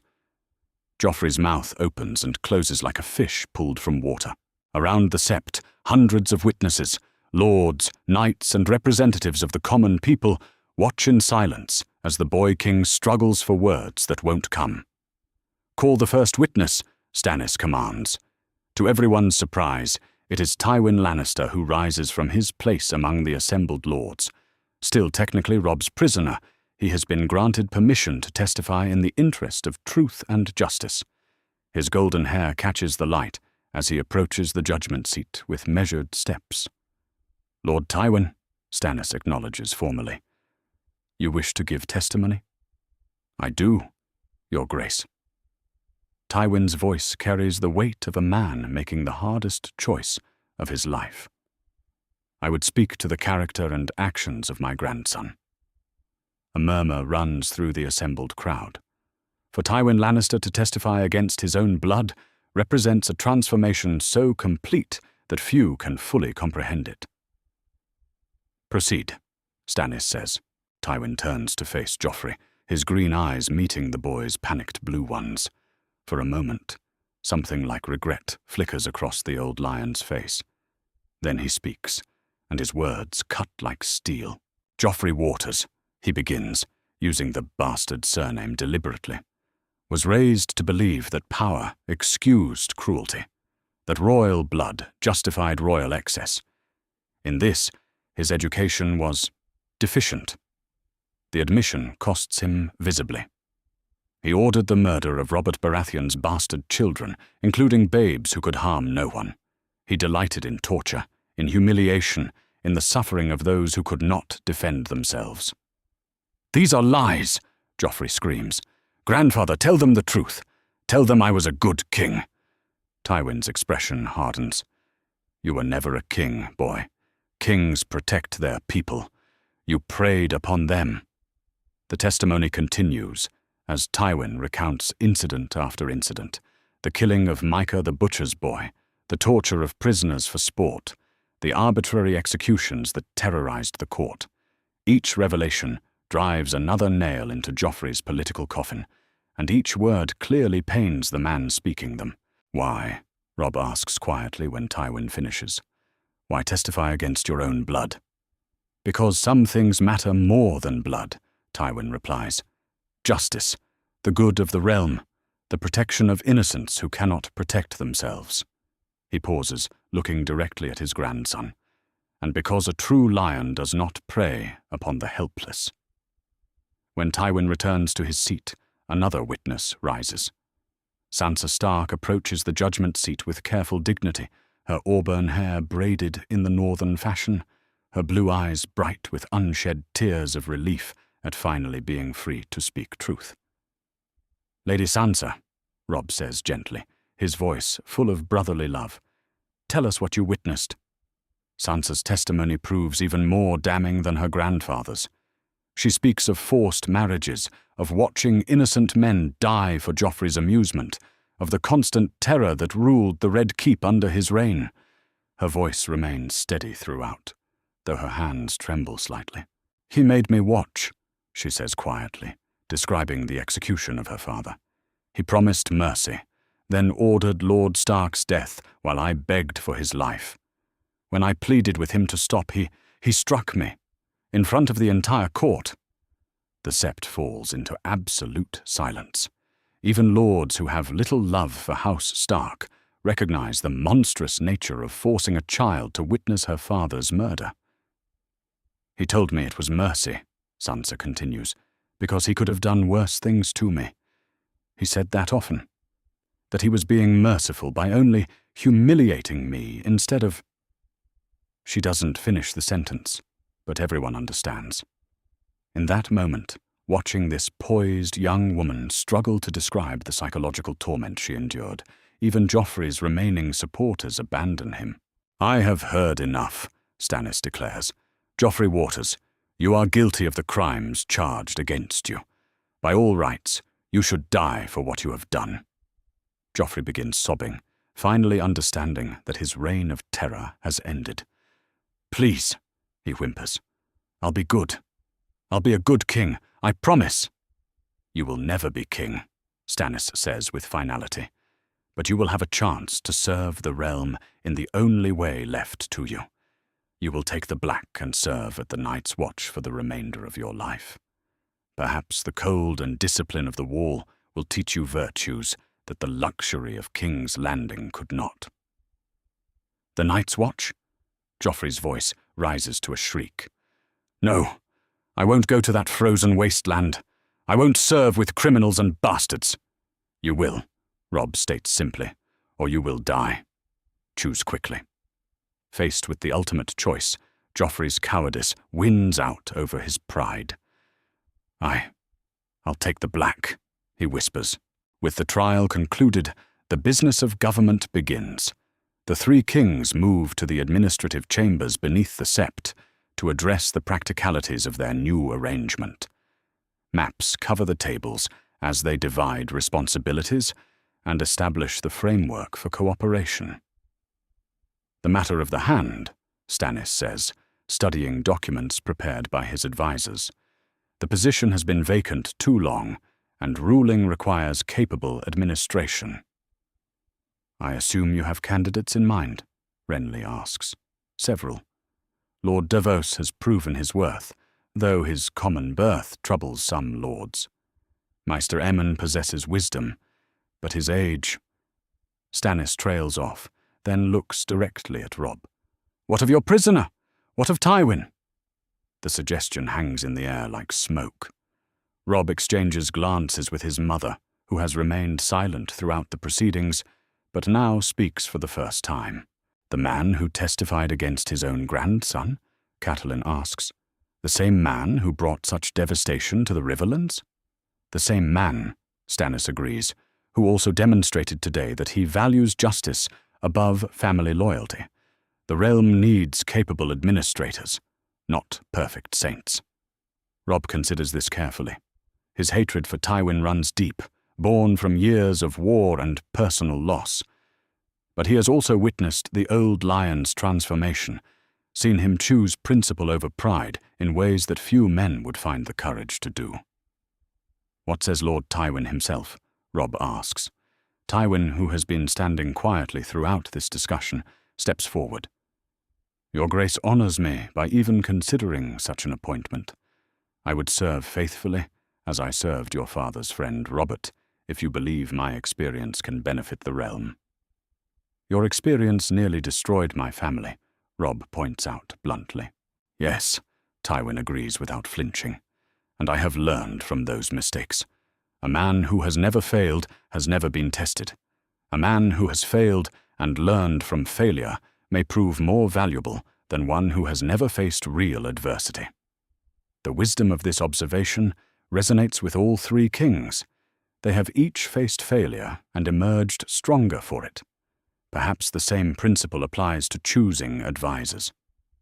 The irony is fitting, Renly observes with his characteristic charm. The man who spent his life accumulating power for House Lannister now serves at the pleasure of those he once considered enemies. Very well, Stannis decides. Lord Tywin Lannister, I name you Hand of the King. Serve faithfully, and the past remains past. Betray that trust. He doesn't finish the threat, but the implication is clear. Tywin kneels before his new king with the same dignity he once brought to serving Aerys Targaryen, though now his service carries the weight of genuine choice rather than calculated ambition. I swear by the old gods, and the new to serve faithfully as your hand, to protect the realm and its people, and to place the good of the kingdom above all personal considerations. As afternoon fades toward evening, one final matter requires resolution. Sir Jaime Lannister is brought from his cell to face judgment for his role in the war. Unlike his nephew, the Kingslayer bears himself with quiet dignity, accepting responsibility for his choices without excuses. Sir Jaime, Robb addresses him formally, you have served as my prisoner with honor since your capture. Your sword oath to your sister and her children is ended. What would you do with your freedom? Jaime considers the question carefully. Your Grace, I have spent my life serving kings. Some worthy and some not. I would continue that service, but in a way that might restore some measure of honor to my name. Speak plainly. I request permission to take the Black and serve at the Night's Watch. My sword arm may yet serve the realm in defending the wall. The request surprises everyone, including Tywin, but Robb nods slowly, understanding the reasoning. The Night's Watch has always been sanctuary for those seeking redemption. You have my permission to serve there, with my blessing. And mine, Stannis adds. The realm needs good men at the wall, regardless of their past mistakes. As the day ends and the lords begin dispersing to their various accommodations, the new order takes shape. Justice has been served, government established, and former enemies transformed into unlikely allies. The Game of Thrones has not ended. It has simply evolved into something more complex and perhaps more hopeful. In the Sept of Baelor, where it all began, 3 kings have proven that wisdom sometimes matters more than strength, and that the greatest victories are those that heal rather than wound. The realm faces an uncertain future, but it faces it with leaders who have learned from their mistakes and chosen cooperation over endless conflict. The sun sets over King's Landing on a transformed kingdom, where former prisoners serve as advisors, former enemies guard each other's backs, and former bastards will serve the realm at its farthest edge. Perhaps this is what justice truly looks like. Not perfect punishment, but the opportunity for redemption earned through genuine change. Tomorrow will bring new challenges. But tonight, for the first time in years, the realm sleeps peacefully, under the protection of rulers who have proven they can put the good of their people above their own ambitions. The Game of Thrones continues, but the rules have changed forever. The Tower of the Hand has seen many occupants throughout its long history, but perhaps none so unlikely as the partnership that now operates within its ancient walls. Tywin Lannister sits at the great oak table where he once planned wars against the Starks, while across from him, Robb Stark spreads maps showing trade routes between their formerly warring kingdoms. The Riverlands will need grain shipments through winter, Robb observes, his finger tracing the roads between River Run and the Westerlands. The fighting damaged too many harvest stores, and the small folk cannot survive on courage alone. Tywin nods, making notes on parchment with his characteristic precision. The West has surplus grain from regions untouched by the fighting. More importantly, we have gold to purchase supplies from the Reach and Vale. Cooperation serves both our interests. It is strange to watch these 2 men work together, their former enmity transformed into grudging respect and growing trust. The young wolf who captured the Lion of Casterly Rock now plans reconstruction alongside his former enemy, united by their shared understanding that the realm's welfare transcends personal grievances. What of the roads themselves? Tywin asks. Many bridges were destroyed during the fighting. Commerce requires reliable infrastructure.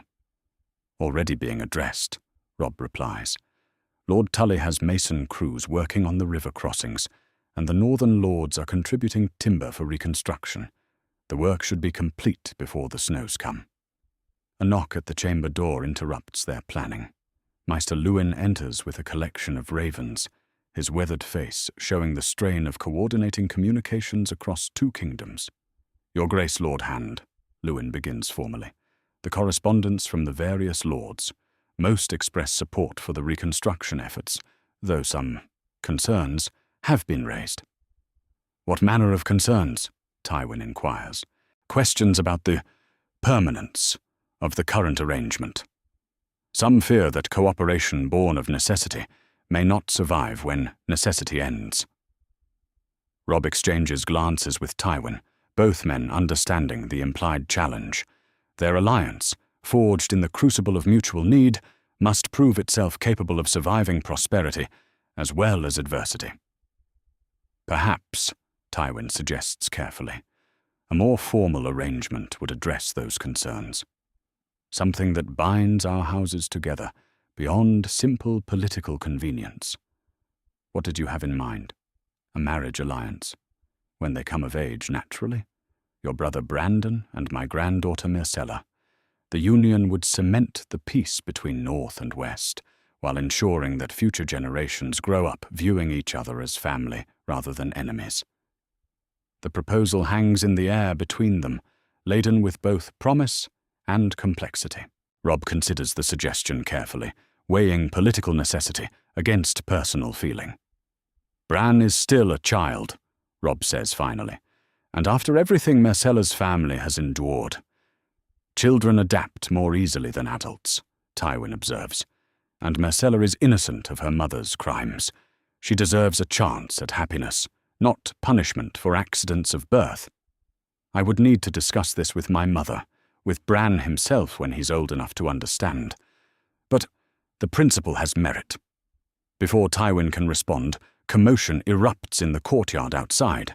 Shouts and running feet echo through the tower's windows, accompanied by what sounds like celebration rather than alarm. Both men move to the window overlooking the Red Keep's main courtyard. Below, a crowd has gathered around several riders who have just arrived at the gates. Even at this distance, Robb's sharp eyes can make out familiar shapes. Stark men-at-arms, their grey cloaks mud-stained from hard travel. But it is the small figure they escort that makes his breath catch in his throat. "Arya," he whispers, then louder. "Arya." He bolts from the chamber with undignified haste, leaving Tywin behind as he races down the tower's stairs and across the courtyard. The crowd parts before their king, and suddenly Robb can see his sister clearly for the first time in nearly a year. Arya Stark sits astride a pony, far too large for her small frame, her brown hair cropped short, and her clothes bearing the unmistakable marks of hard living. She looks older than her 10 years, her grey eyes holding depths that no child should possess. But when she sees her brother, all the carefully constructed walls of survival crumble away. "Robb!" she cries, sliding down from the pony and running to his arms. He catches her in an embrace that lifts her feet from the ground, spinning her around as tears stream down his face. "Little sister," he murmurs into her hair. "My brave little sister." "I knew you'd win," Arya says fiercely, her voice muffled against his shoulder. "I knew you'd come for us. Where have you been? How did you survive?" The story emerges in fragments over the following hours. Arya's escape from King's Landing with Yoren's group, the attack that scattered them, her time hiding in Flea Bottom among the city's forgotten children. She speaks of hunger and fear, of learning to steal and fight, of the terrible months wondering if her family was alive or dead. "I was coming to find you," she explains as they sit in Robb's solar, Catelyn weeping quietly as she holds her lost daughter. "When I heard the bells, when everyone said the war was over, I tried to get to the Red Keep. But the guards, they thought I was just another street orphan. Until yesterday," adds the captain who brought her in, when she started telling everyone who would listen that she was Arya Stark. Most thought her mad, but something about her. She knew things only Lord Stark's daughter would know. Tywin, who has remained discreetly in the background during the family reunion, finally steps forward. "Lady Arya," he says formally, bowing with the same respect he would show any noble daughter. "I am glad to see you safely returned to your family." Arya studies him with those unnaturally mature eyes, taking in the golden hair and green eyes that mark him unmistakably as a Lannister. "You're him," she says simply. "You're Tywin Lannister." "I am. You killed the Targaryen children. Everyone knows that." "I did," Tywin acknowledges without flinching. "It was wrong, and I have spent years trying to atone for that choice." "Good," Arya says bluntly. "Killing children is wrong." The simple moral certainty of a child cuts through political complexities like a blade through silk. Tywin nods gravely, accepting the judgment of someone too young to understand the compromises adults make, but old enough to recognize basic right and wrong. "Indeed it is, Lady Arya. Indeed it is." As evening falls over King's Landing, the Royal Council convenes for what may prove to be their most important session yet. The reconstruction of the realm has progressed well, but challenges remain that require careful planning and delicate diplomacy. "The matter of Daenerys Targaryen," Stannis begins without preamble. "Word has reached us from Essos that the last Targaryen has married a Dothraki Khal and now rides with his Khalasar across the eastern continent."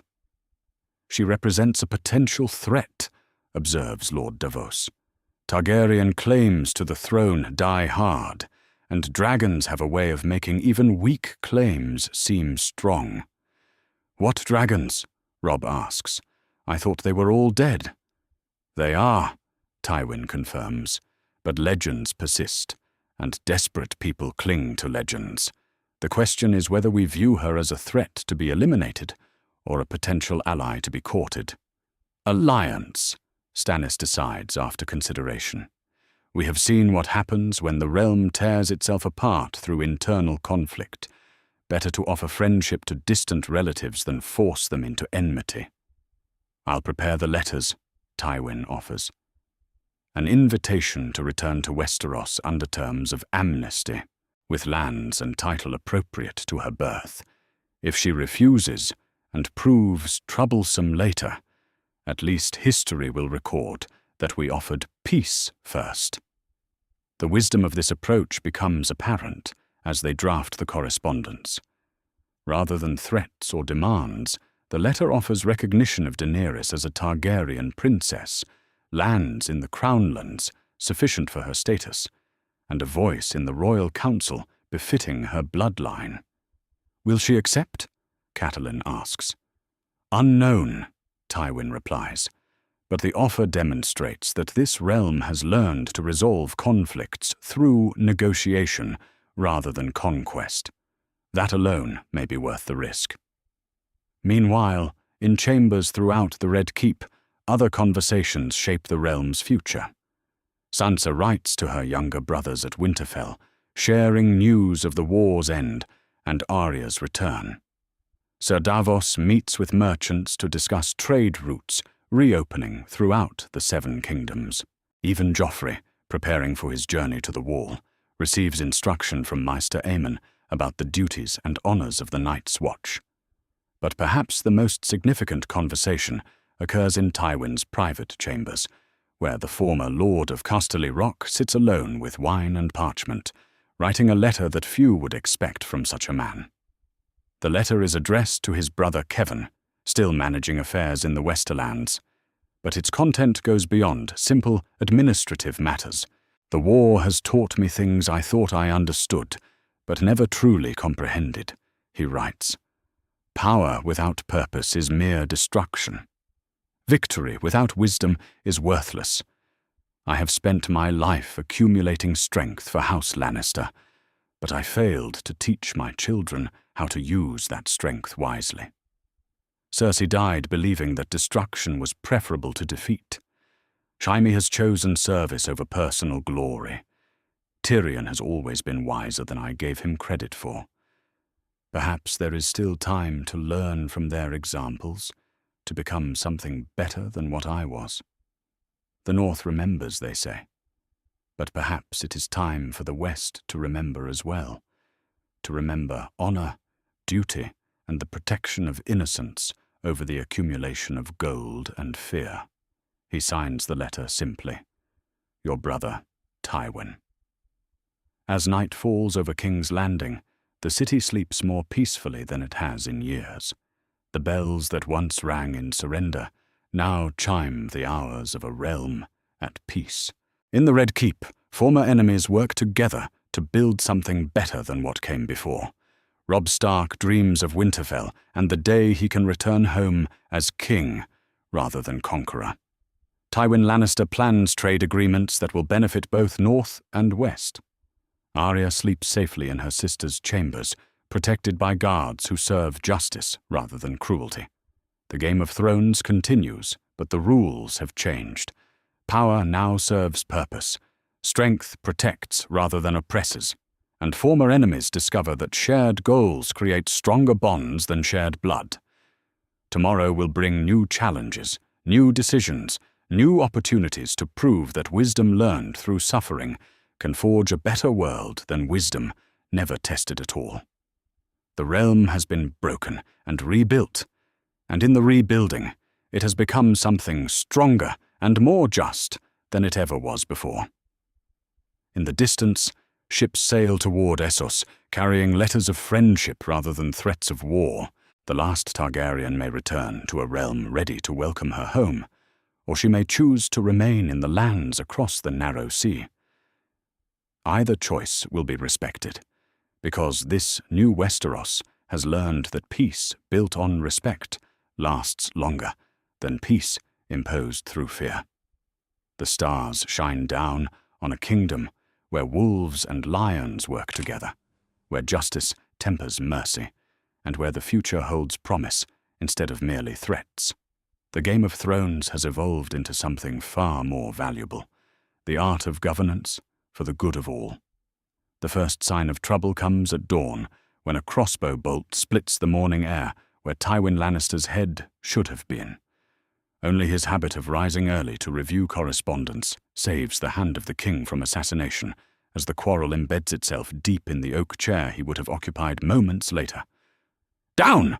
Robb shouts, diving forward to tackle Tywin to the floor as more bolts whistle through the tower of the hands windows. Steel shatters against stone, as crossbow quarrels meant for the former Lord of Casterly Rock find only empty air and furniture. From his position on the floor, Tywin sees 3 men in Lannister colours emerging from behind tapestries where they had hidden throughout the night. Their faces bear the grim determination of men who believe themselves patriots, coming to execute a traitor to their house. "Lord Tywin," the leader calls out, his voice carrying the accent of the Westerlands. "You kneel to wolves and serve boy kings.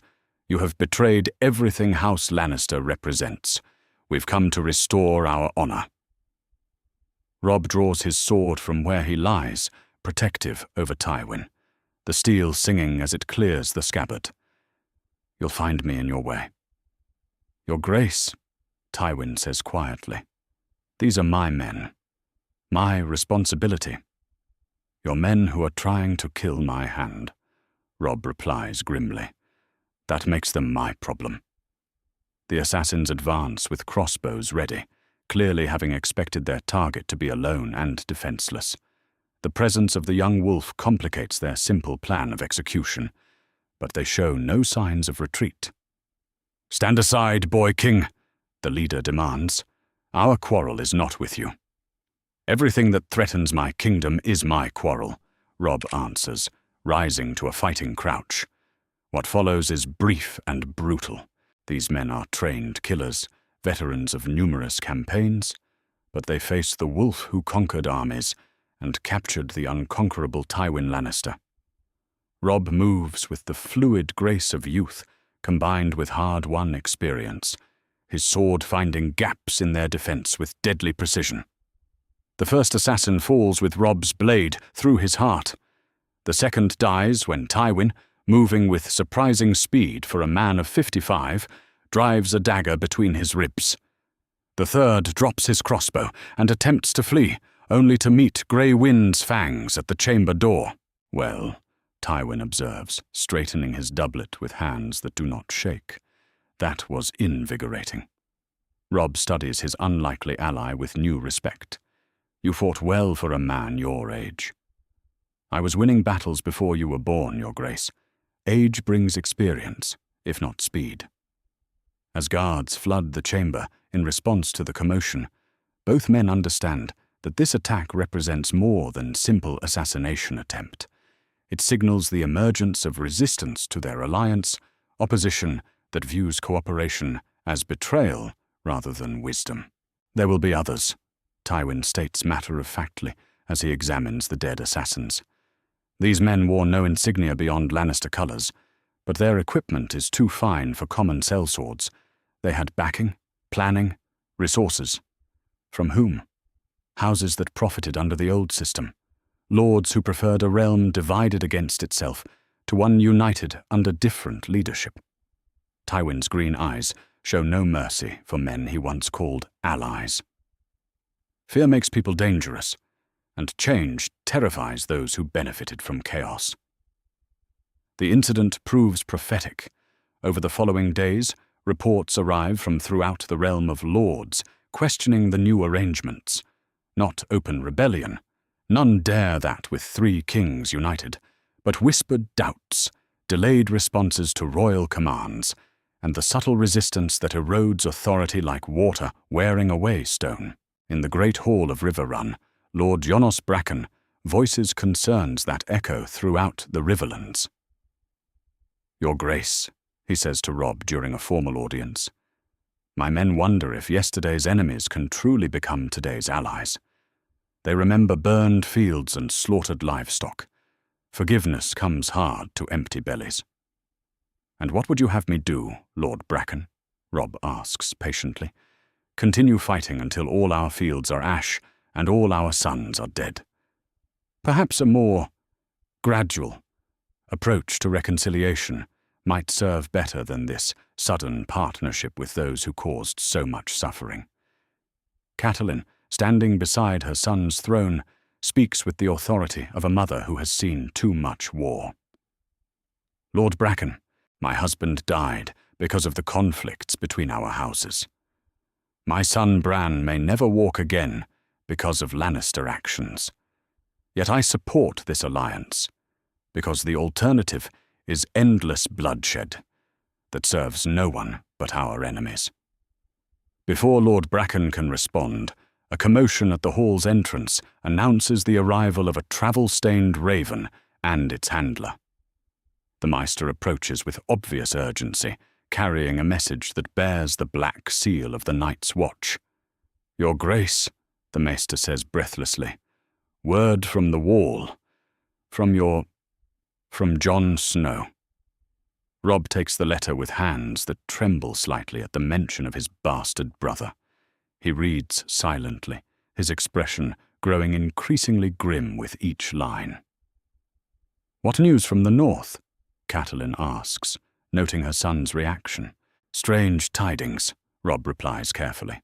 "Jon writes of unusual activity beyond the wall, wildling tribes fleeing south, speaking of unnatural threats, ancient legends walking again." "Legends?"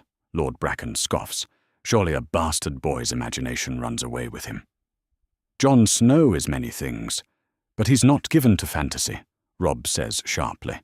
"He requests additional men for the watch, supplies for refugees, and—" He pauses, rereading a particular passage. He suggests that the realm's lords put aside their differences to face a threat that makes our petty squabbles seem insignificant. The letter casts a sobering shadow over the assembly. Whatever political disagreements divide them, all present recognize that threats from beyond the wall have historically required united responses from all 7 kingdoms. "I'll send what men can be spared," Robb decides, "and supplies for the watch. If Jon believes the danger is real, then I believe him."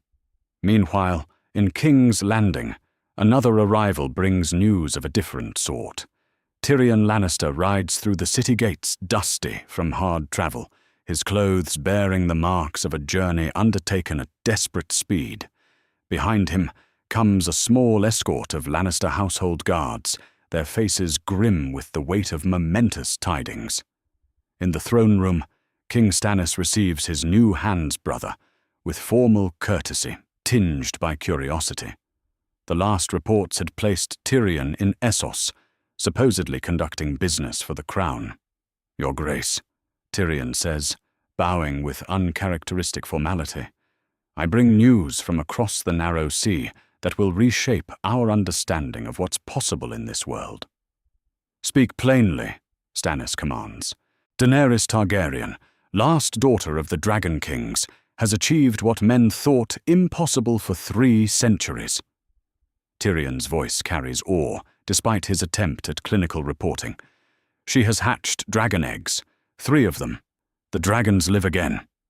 The silence that follows is absolute. Even Stannis, known for his iron self-control, cannot hide his shock at this revelation.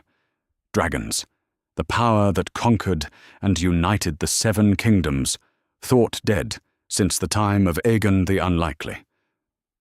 "You've seen them?" Stannis asks finally. "I have, Your Grace. Small still, no larger than cats, but unmistakably dragons. They breathe fire, they fly, and they grow larger each day." Tyrion produces a small vial from his travelling pack. Dragon glass, melted by dragonfire and reformed, proof of what I witnessed. Lord Davos examines the glassy substance with wonder. If this is true, if dragons have returned, then our diplomatic overtures become far more significant, Stannis completes grimly. A Targaryen with dragons is not merely a potential ally or enemy. She is a force that could reshape the realm as easily as her ancestors did. What is her disposition toward Westeros? Tywin asks, having arrived in the throne room upon hearing of Tyrion's return. Unknown, Tyrion admits. She accepted our letters graciously, but committed to nothing. She has other concerns. At present, the Dothraki do not easily accept female leadership, even from one who commands fire made flesh. But she will come eventually, Stannis states rather than asks. Almost certainly. Dragons are meant for more than the Dothraki see, and Targaryens, whatever their other qualities, are drawn to power like moths to flame. The news spreads quickly through the Red Keep and beyond. Within hours, ravens fly to every corner of the realm, carrying word that the age of dragons has returned. Lords who might have questioned the new political arrangements now face the prospect of external threats that make internal squabbles seem trivial by comparison. In the evening, Robb arrives in King's Landing for an emergency council session, his face showing the strain of hard riding. The Great Hall has been cleared, except for the highest lords and most trusted advisors. So, Robb says without preamble, as he takes his seat at the council table, we face threats from both north and east. Old legends walking again, and older legends returned to life. The realm will need unity more than ever, Tywin observes. Dragons respect strength, and strength comes from unity of purpose. What of our domestic opposition? Catelyn asks. Lords who question our alliance will hardly rally behind it when facing dragons and dark magic. They will, Stannis says with certainty, because the alternative is being conquered separately rather than standing together. Even fools understand basic arithmetic. Tyrion raises a point that has occurred to none of them. There is another consideration. If threats emerge that require all our strength to face, then our alliance is no longer a choice, but a necessity. Opposition becomes not just political disagreement, but treason against survival itself. You suggest we use these external threats to justify our internal arrangements? Robb asks. I suggest that sometimes the gods provide solutions to problems we couldn't solve ourselves, Tyrion replies with a slight smile. Dragons and ice demons may accomplish what all our diplomacy couldn't, forcing the realm to unite whether it wants to or not. As the council session extends deep into the night, plans take shape that none of them could have imagined weeks earlier. Military preparations for threats both supernatural and draconic. Supply lines extending from Winterfell to King's Landing to support both the wall and potential conflict in the east. Intelligence networks reaching across the narrow sea to monitor Daenerys' movements and intentions. There is irony in this, Tywin observes, as they review maps showing defensive positions and supply routes. We fought a war to determine who would rule, only to discover that survival may require us all to rule together. Perhaps that's the lesson, Robb suggests. Perhaps the realm was never meant to be ruled by one man sitting on one throne. Perhaps it requires all of us working together to protect something larger than any individual ambition. Outside the Red Keep, King's Landing sleeps uneasily under stars that seem colder than usual. Ravens fly through the night, carrying warnings and preparations to every corner of Westeros. In the north, Jon Snow watches the wall and wonders what moves in the darkness beyond. Across the narrow sea, dragons learn to fly while their mother learns to rule. The Game of Thrones has evolved beyond kingdoms and crowns. Now it encompasses survival itself, and the stakes have never been higher. Former enemies who learned to work together for political advantage must now cooperate for existence itself. The realm stands united as it has not been for generations, but unity born from external threat rather than internal wisdom. Time will tell whether cooperation forged in crisis can survive when crisis passes, or whether peace itself will prove the greater test of their alliance. In the Tower of the Hand, Tywin Lannister works through the night planning defenses for a realm he once sought to rule through fear. Beside him, Robb Stark reviews reports from the Wall and calculates how many men can be spared for the Watch without weakening southern defenses. They are no longer enemies learning to cooperate, but partners facing challenges that require every strength they possess. The assassination attempt that began the day seems trivial compared to dragons and ice demons, yet it served its purpose, proving that their alliance can survive even those who seek to destroy it. Tomorrow will bring new challenges, new threats, new tests of the bonds they have forged. But tonight, they plan and prepare together. Two men who discovered that former enemies can become the strongest allies when the stakes are high enough and the cause is just enough to transcend personal history. The wheel turns, the game continues, but the players have learned that some victories require sharing rather than taking, and some crowns are worth far less than the realm they claim to rule. 1 year has passed since the bells of King's Landing rang surrender, and the great hall of the Red Keep has never seen a feast quite like this one. Lords who once drew swords against each other now raise cups together, their toasts echoing off ancient stone walls that have witnessed the rise and fall of dynasties. Tonight marks the anniversary of Tywin Lannister's submission to Robb Stark. But more than that, it celebrates the transformation of a realm. King Stannis sits at the high table, his iron crown catching the light of 1,000 candles. To his right, Robb Stark wears his bronze and iron circlet with the easy confidence of a ruler who has grown into his authority. At 17, the young wolf has become the wise wolf, his tactical genius now matched by political acumen that impresses even his former enemies. A year ago, Stannis addresses the assembled lords, his voice carrying clearly through the vast hall. We stood ready to tear this realm apart through war. Tonight, we feast together in peace, our swords turned toward common threats rather than each other's hearts. The toast that follows comes from hundreds of throats, northern and southern, eastern and western, united in recognition of what they have built together. But perhaps no transformation has been more complete than that of the man who rises to speak next. Tywin Lannister stands slowly, his golden hair now showing more silver than it did a year ago. The lines around his green eyes speak of sleepless nights spent in service to the realm rather than personal ambition. When he speaks, his voice carries the weight of hard-earned wisdom.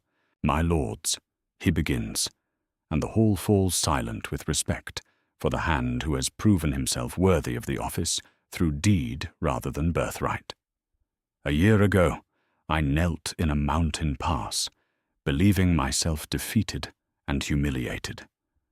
I thought that moment marked the end of everything I had worked to build. He pauses, his eyes finding Robb's across the room. I was wrong. That moment marked the beginning of understanding what honor truly means.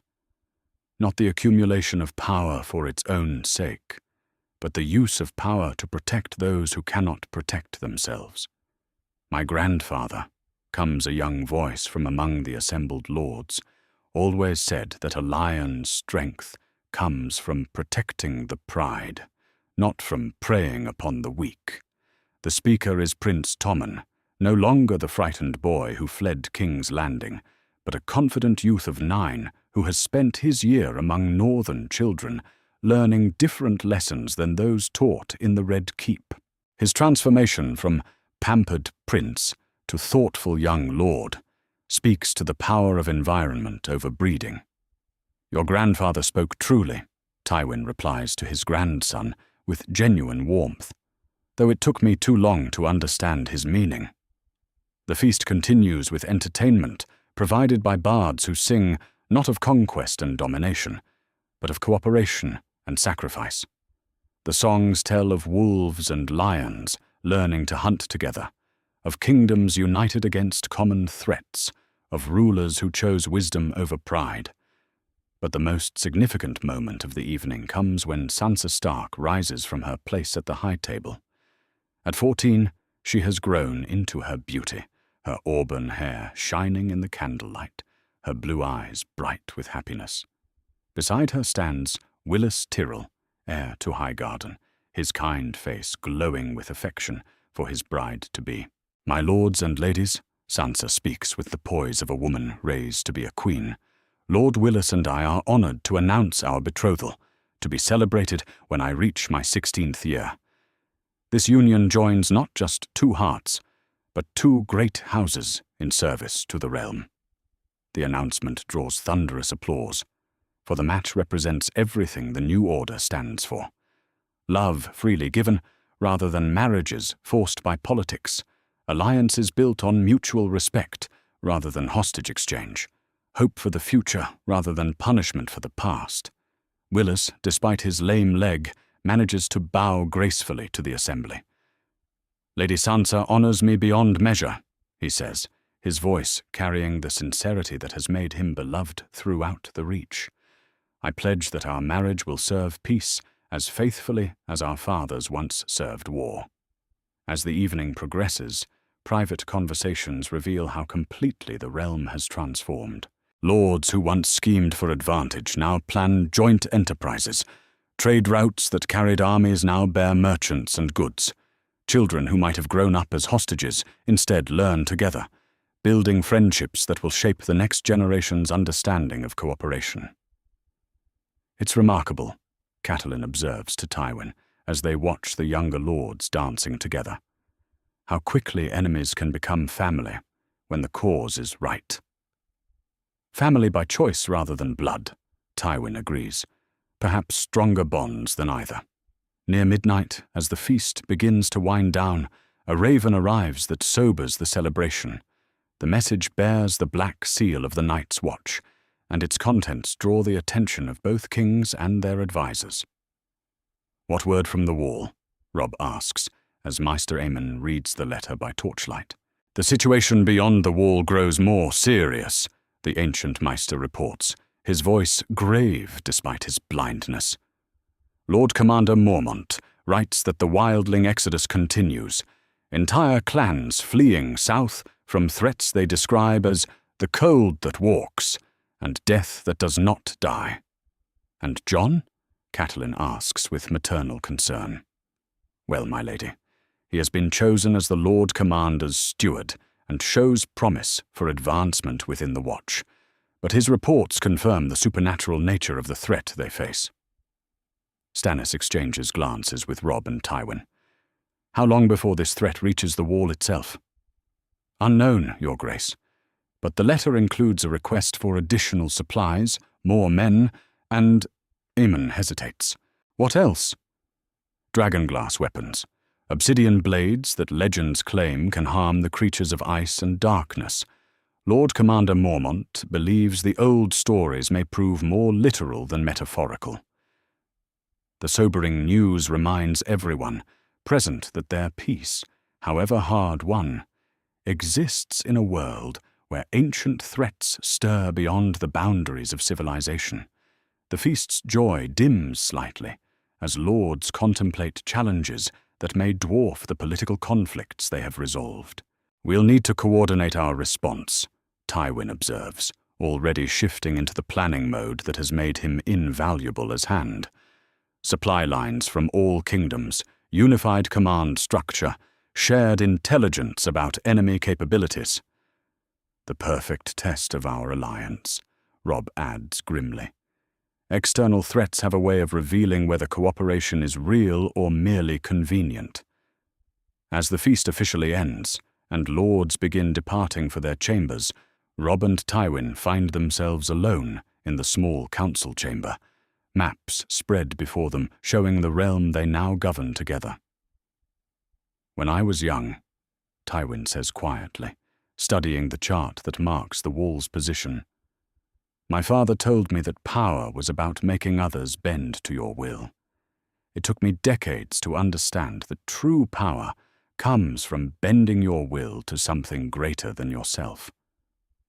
"The realm," Robb observes. "The future," Tywin corrects. "The kind of world we leave for children like Tommen, like your eventual heirs, like all the young lords we watched dancing tonight." They work through the night, planning supply routes and communication networks, calculating how many men can be spared for the Watch without weakening southern defenses against other potential threats. Dragons still fly in the east, though Daenerys Targaryen has not yet turned her attention westward. Pirates trouble the summer sea, and the free cities watch Westeros's unity with concern rather than admiration. But for now, the greatest threat comes from the north, from legends walking again in the long darkness beyond the wall. And for now, the realm stands ready to face that threat with united strength rather than divided weakness. "We've come a long way from that mountain pass," Robb observes, as dawn light begins to filter through the chamber's windows. "Indeed we have, Your Grace," Tywin agrees, though I suspect the journey is far from over. Outside, King's Landing awakens to another day of peace, another day of prosperity built on cooperation rather than conquest. In the markets, northern wool trades for western gold and eastern spices. In the training yards, young knights learn together regardless of their birthplace. In the schools that have been established throughout the city, children from all kingdoms study side by side. The transformation is not complete, no great change ever is, but it has taken root in ways that will be difficult to reverse. A generation is growing up that sees former enemies as friends, that values wisdom over strength, that understands that the greatest victories are those that create rather than destroy. The Game of Thrones continues, but its rules have changed forever. Power now serves purpose. Strength protects rather than oppresses. And the greatest players are those who understand that some games are won by refusing to play them as their predecessors did. In the distance, ravens fly toward the wall carrying supplies and reinforcements. Other ravens soar toward Essos, carrying letters of friendship rather than threats of war. The realm has learned to face its challenges with open hands rather than closed fists, with cooperation rather than conquest. As the sun rises fully over King's Landing, casting golden light across a city at peace, Robb Stark and Tywin Lannister continue their planning. Former enemies now united in common cause, they represent the best hope their realm has ever had. Leadership that serves something greater than itself. The wheel has turned, the game has evolved, and the realm stands stronger for having learned that the greatest strength comes not from standing alone, but from standing together against whatever darkness may come. That's our theory. Westeros is a land filled with exciting stories and possibilities, and we love exploring them. If you want to accompany us on this journey across the Seven Kingdoms and beyond, then please